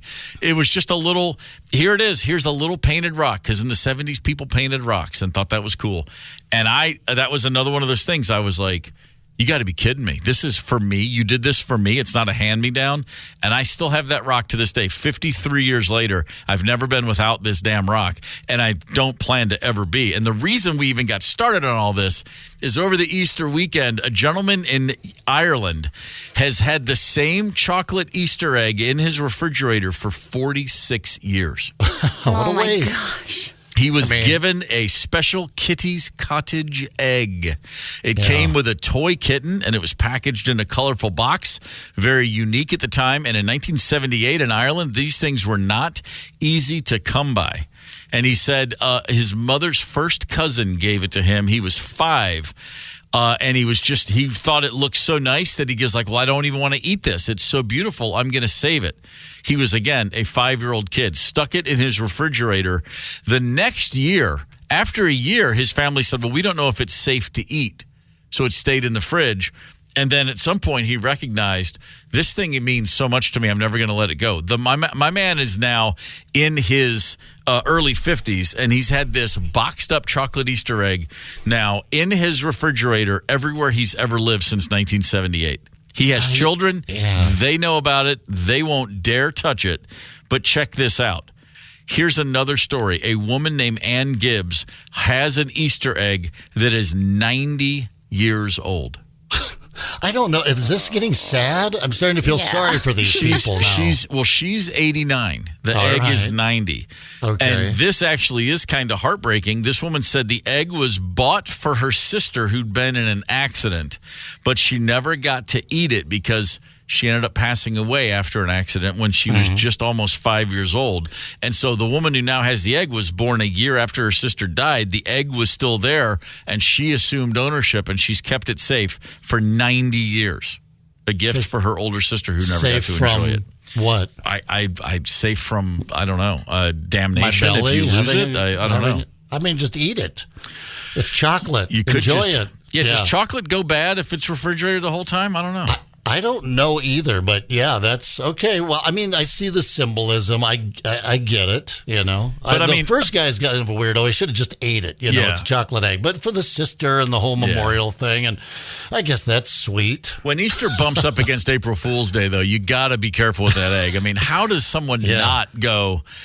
How do you not walk into your house and your brother or your kid or somebody is looking at you with chocolate all over their mouth and they go, man, that thing was great. And they lead you to believe they've eaten your 58-year-old egg. I mean, every year. I would do it just every year. Yeah, you know, always. And then one year I would actually eat it. Well, eventually you're going to have to. I mean, you can't have a string of I pretended to eat your egg without one year actually just going through with it. Like, how do I get my hands on Steve Gorman's rock now? How do I punk him with the rock? You know, I suggested that earlier this morning, and you sounded a bit agitated. When you talk about your rock, you almost sound a little overprotective, if you don't mind my saying. I'm just wondering what would the next day be for you if you, like your wedding ring, lost your rock? You never steal a witch's stones, Brian. You'd probably fall over dead. Yeah. You know what? I read the same fairy tales, and you steal the witch's stones, then you cut her head off, and you run off with the princess and have a good time. If you're talking about witch's stones, then this is a Warlock Rock, right? That's what we call this. Which, by the way, new band name, Warlock Rock. That's really good, actually. Yeah, it's Warlock Rock. Pretty great. Oh, my God. Virginia on the KQRS Facebook post talking about the keepsakes from childhood. Yep. I mean, talk about card crazy. You had Pokemon cards, Candace. I had the Star Wars cards. Everybody knows about baseball cards, of course, but we were card crazy in the 1970s. Virginia still has her Welcome Back Kotter card with John Travolta. Wow, yeah. Pretty strong. Man. Yeah, that is pretty strong. Yeah, that's worth something. If it's in good shape, somebody's happy to go top dollar on a Travolta Welcome Back Kotter set of cards. Susan still has her original Viewmaster still in the box. Candace, do you know what a Viewmaster is? Is it an exercise equipment? No, that's a Thigh Master. Thigh Master. Totally different thing. What is totally different. But the Viewmaster was, you looked through it and it had a little lever on the right side of the Viewmaster, and you would pull that down and it would spin a little picture disc within the Viewmaster. You had to point it at a light. Not the sun, as it turns out. Wow, no. It said it right there on the box. But point it at a light, and then, you would see a little slideshow of, whatever they had. You would buy these cards. There would be hundreds, if not thousands. Safari Adventure. It'd be like pictures of cheetahs and leopards and stuff. And then the next one would be birds. And then one would be, famous landmarks. Ooh, I want one, but I just want to put all my animals in there, like Gigi and Snoopy the goat. You can probably do that. Yeah. They probably have Viewmaster. You can definitely still get a Viewmaster, and you can probably make your own little ring of images now. Yeah. But those were huge, man. There was my former band, the Black Crowes, we did a video for a song called Blackberry, and the whole construct of the video was there's a family road trip and a kid has a Viewmaster, and when he looks into his Viewmaster, that's where you see the band. And it was a great concept, and I don't believe it was executed quite as wonderfully as we had hoped. I think MTV played it once. But, hey, the idea was cool. We were like, Viewmaster concept? Yeah, let's go with that. Because, of course, everybody from the 70s was well-versed in how cool the Viewmaster was. Oh, yeah, the Viewmaster. We had a big stack of them. And, spent a lot of time, looking at that lamp through the Viewmaster. Heck yeah. Here's Chris. This is Chris. You get the badass keepsake from your childhood. My grandfather was in World War II. He had this cane. He's got a photo of the cane. Took medals off dead Nazis and fastened them to it. WTF else do you do when tomorrow's not promised? He's got a cane just chock full of dead Nazi medals, I guess. That's as badass as it gets there. That's pretty strong. You definitely don't want to lose sight of that thing. No, gosh, also on the Facebook post, Mara wrote, "This is Mr. Mouse," and it's a photo of some stuffed animals. There's a little mouse. "This is Mr. Mouse. He's been with me over 50 years, lives on my shelf to this day. Sad story. We lost his wife, a bunny named Boing Boing, at the Sears on Lake Street when I was about 5. I don't think either of us has gotten over that." I hear you. Losing Mr. Boing Boing at the age of 5, that's going to stick with you. That's a pain that's going to linger. Yeah, I was in my late 50s when I lost Mr. Boing Boing, but they've got a pill for it now, so it's all right. That's all right. Yeah, that's nothing you can't fix with with modern pharmacy. Right.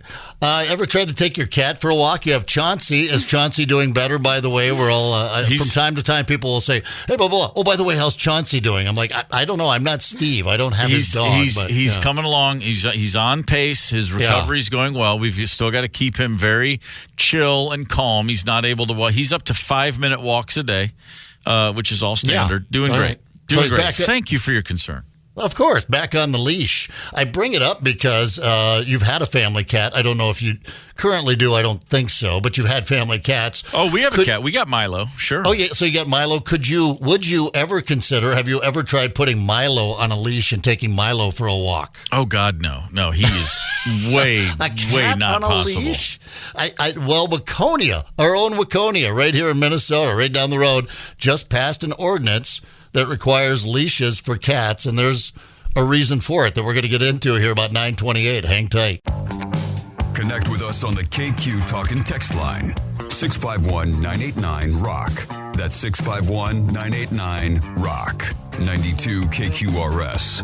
I'm Steve Gorman. This is the KQ Morning Show on Hulu. Starting later this month, Thank You Goodnight, the Bon Jovi story, a 4-part all-access docuseries chronicling the epic past and uncertain future of the band Bon Jovi. Go figure. Awesome. Yeah, man. 40 years, and John Bon Jovi himself has said everybody that's ever been a part of our story was interviewed. We did not ask the producers to avoid anybody at all, and everybody was asked to speak as freely as they like, warts and all, no punches pulled, et cetera, et cetera, et cetera. So that's probably going to be worth a look, huh? Yeah, I think so. I mean, they're not a band that, like the Black Crowes, or, Aerosmith or some of those bands, Led Zeppelin, that have had a lot of controversy. I mean, he married his high school sweetheart. Now you have Richie Sambora and some of that stuff in the fallout. But I'm very curious. I mean, that goes back to, I was shipped off to basic training. I remember the song that was playing when we were getting loaded onto the bus, and it was Runaway. We're like, who's this? Some band, Bon Jovi. Yeah, Runaway. And I could hit the high notes back then. But, talk about a soundtrack of, a couple of decades of my life, right up through Slippery When Wet and all that. What's funny is my dad told me the story of going off to basic training and the music that was, playing at that time. He would talk about, like, he took the train from Detroit to Paris Island, in the fall of 1946. Yeah. And we would hear the stories, and I think it was like, I believe Old Buttermilk Sky was one of the big hits at the time. Rumors Are Flying was another one at the time. And then, of course, that was also, that first Christmas was I'll Be Home for Christmas. The first time he ever heard that, not at home for the first time. And he would regale us with how heartbroken he was that first Christmas away from home. So I guess getting on that bus, man, I guess shipping off to the military, you're going to remember the song that's playing. You're just immediately dealing with a soundtrack, whether you want it to be or not. Yeah, it's because those were defining moments in your life, that you don't ever quite forget that feeling. So I hear Runaway, and that transports me just like, I remember, the day that kind of basic training wrapped up, we were sort of letting our hair down, listen to me. But you got to relax a little bit and go outside in the common area and rock out a little bit. We got to turn on the radio, for crying out loud. And, it wasn't, we were getting yelled at. They allowed us to be human beings for a bit. And we turned on the radio, and the very first song that hit, Rock You Like a Hurricane. That's summer of 84, what I'm talking about. And that one, that just takes me right back to there. Mm-hmm. That's like my, that was a big moment for me. Well, it's all out there, Rock You Like a Hurricane, a bunch of young punks. Sure. I moved to Atlanta in February of 87. I got a Greyhound bus from Kentucky down to Georgia. And the two songs that accompanied that whole trip, and then the build up to the trip and the trip itself, and then once I first got there, two songs that you could not escape if you tried. Crowded Houses, Don't Dream It's Over, which is a song I still to this day when I hear it, I'm like, man, that's a good ass song right there, boy. And the other one was, and oddly enough, it was the number one song in America when I moved to Atlanta on the Billboard pop chart, was Georgia Satellite's Keep Your Hands to Yourself. That was not the rock hit. That was number one on the pop chart. That, what a different time when a song like that could be number one. Yeah. Shocking.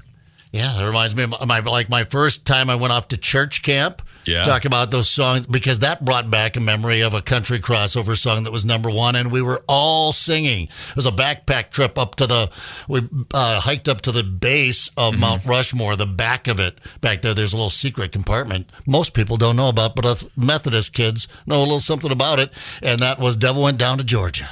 Oh, sure. That summer, sure. Everybody was singing Devil Went Down to Georgia. Candace, did you go to church camp singing Behind the Wall of Sleep from the first Black Sabbath album by any chance? No, No? I didn't. Okay, curious. Horse camp, though, yeah. Horse camp? You went to horse camp? I don't want to talk about it. Okay, you don't have to.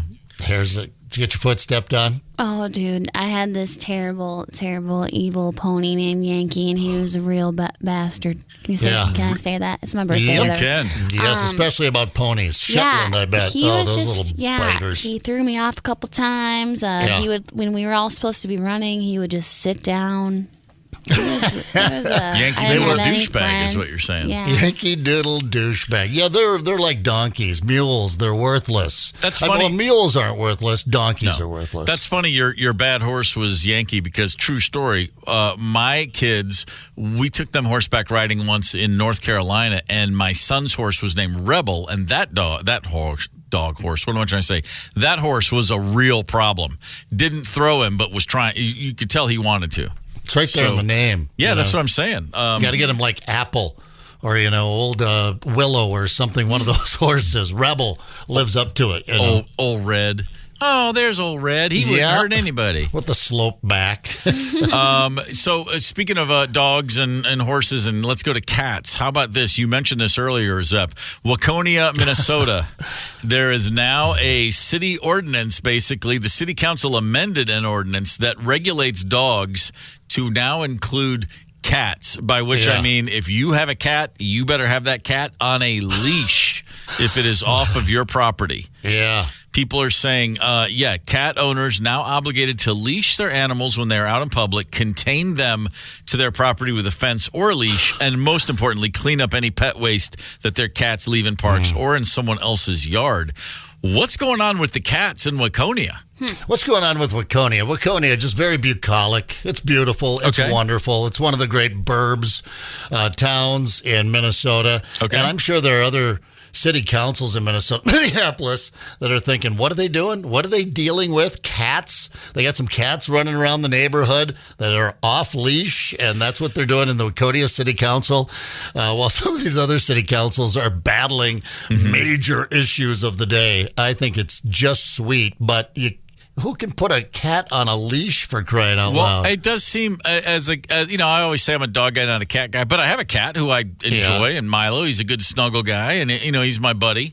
But the idea of walking him out on a leash, it's impossible. I mean, he's pretty chill for the most part, but if you try to contain him, look out.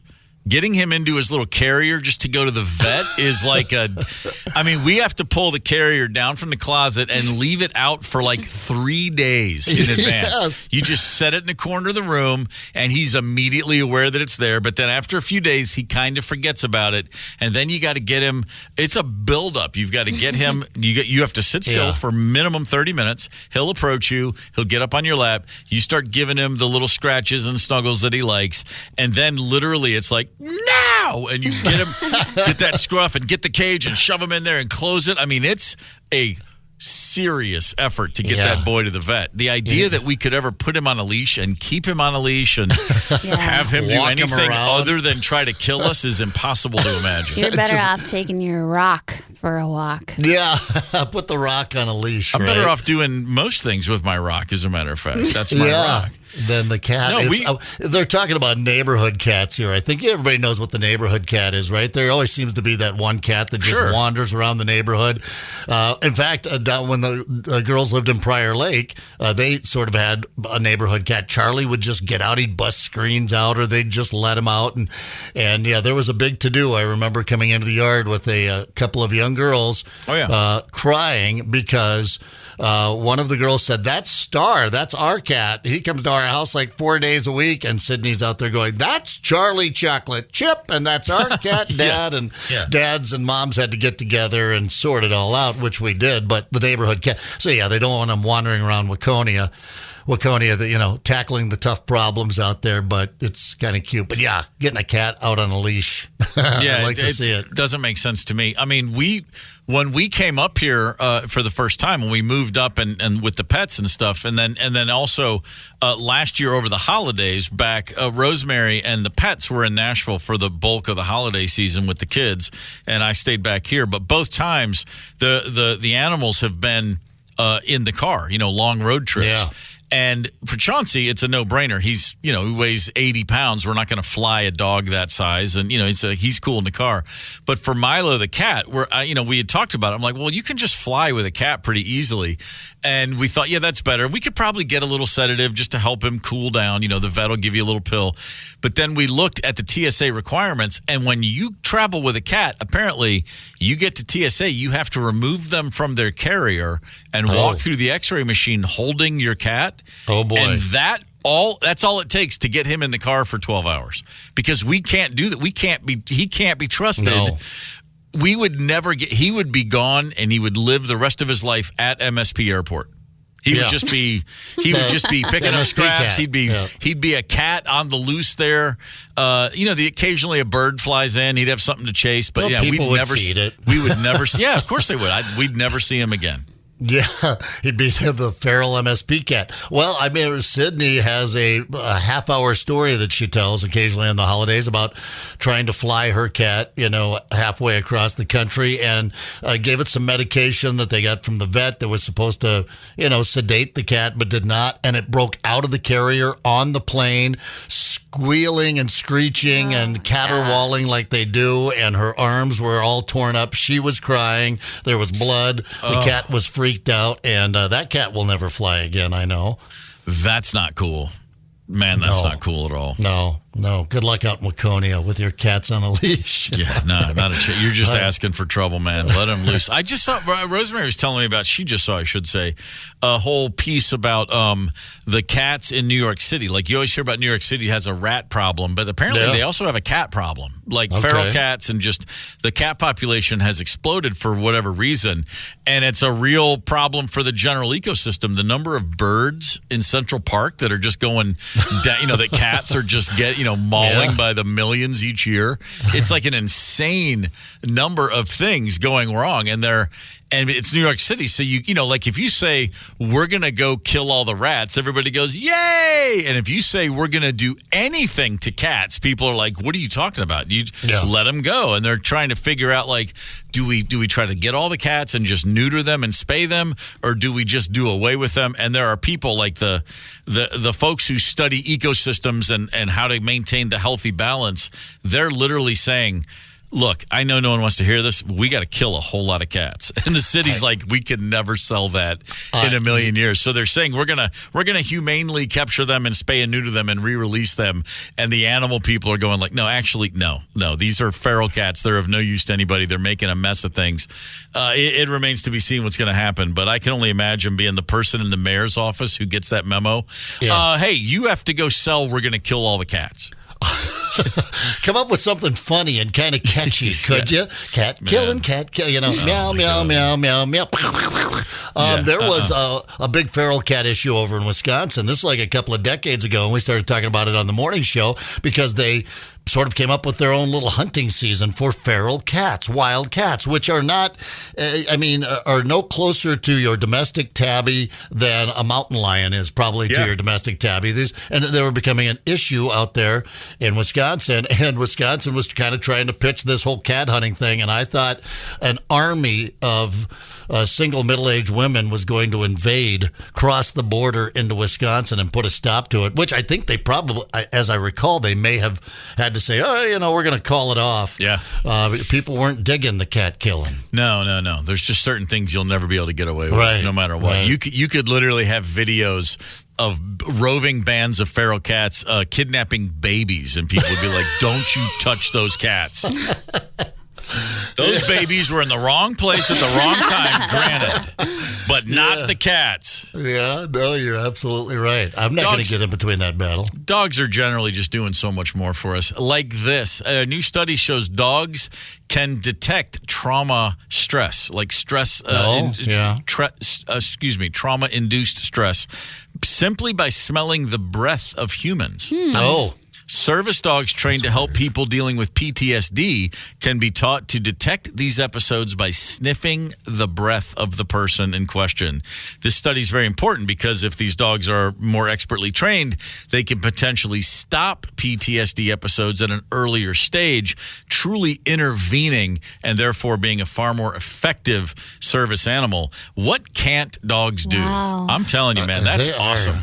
They are superheroes, aren't they? I mean, I must have a lot of problems because Gigi's always trying to get up in there, man. Oh, yeah? Checking out that breath? Always in my mouth. Yeah, trying to Are you stressed out? She's checking on you. That's her way of that's her equivalent of like rubbing your belly, Like maybe your breath just smells like cat poop. We know how much dogs love cat poop. Gross. No, it's because I'm constantly eating. So she's like, what are you eating? Why didn't I get to eat when you got to eat? What the heck? Really? The next time someone complains about your morning breath, just say, it's you stressing me out. Back off. That's very good. Yeah. That's not morning breath. That's stress breath.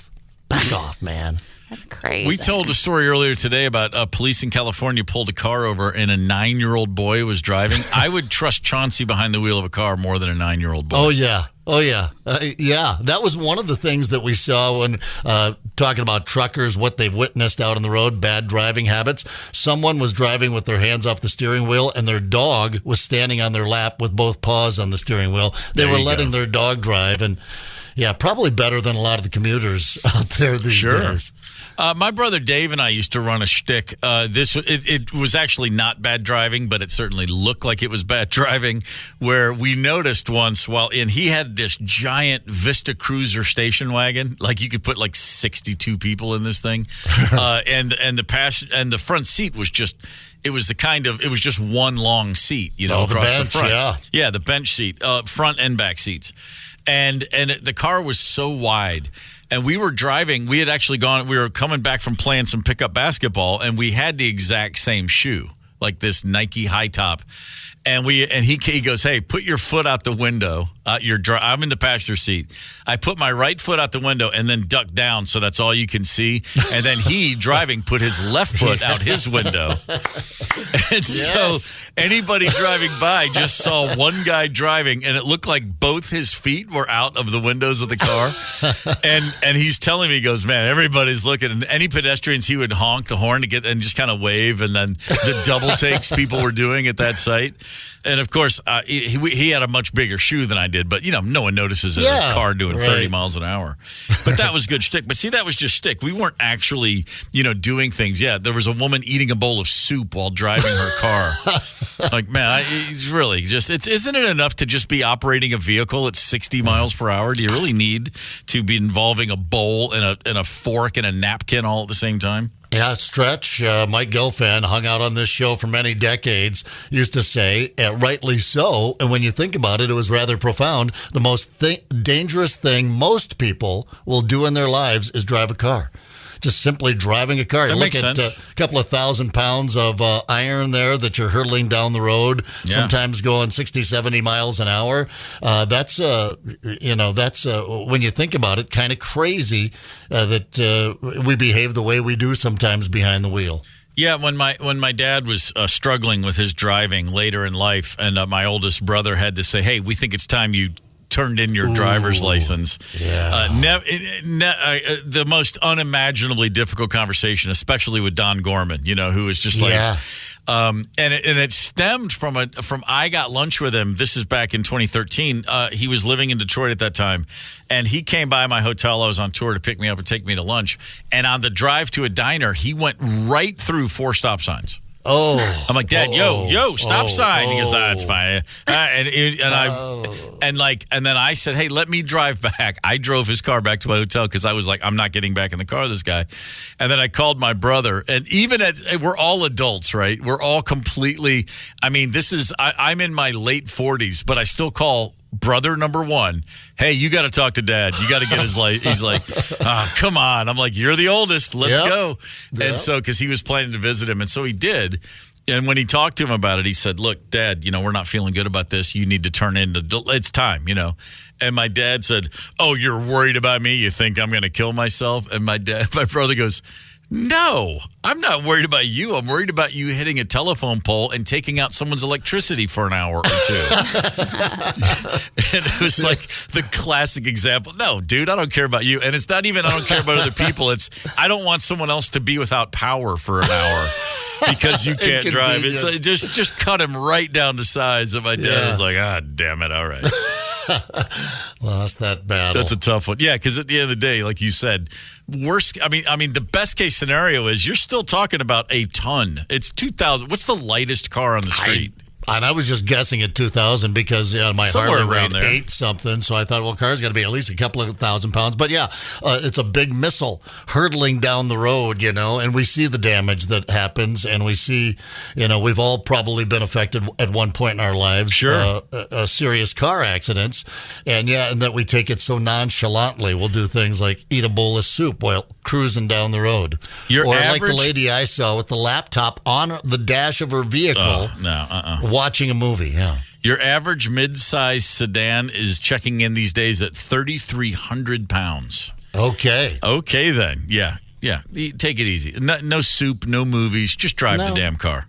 Yeah. I mean, feel free to put both hands on the wheel. Let's look at 10 and 2. Why not? Let's look back. On this day in 1931, the New York Yankees were playing a baseball game. Babe Ruth and Lou Gehrig both struck out back-to-back at-bats. Very rarely did Babe Ruth and Lou Gehrig strike out one after the other. What was significant about today's game was it was 17-year-old Jackie Mitchell. Jackie short for Jacqueline. 17-year-old Jackie Mitchell of the Chattanooga Lookouts minor league team, a 17-year-old high school girl, struck out Ruth N. Gehrig. Wow. Literally, she had signed a contract with the Chattanooga Lookouts. And people assumed, it's an April Fool's prank the day after.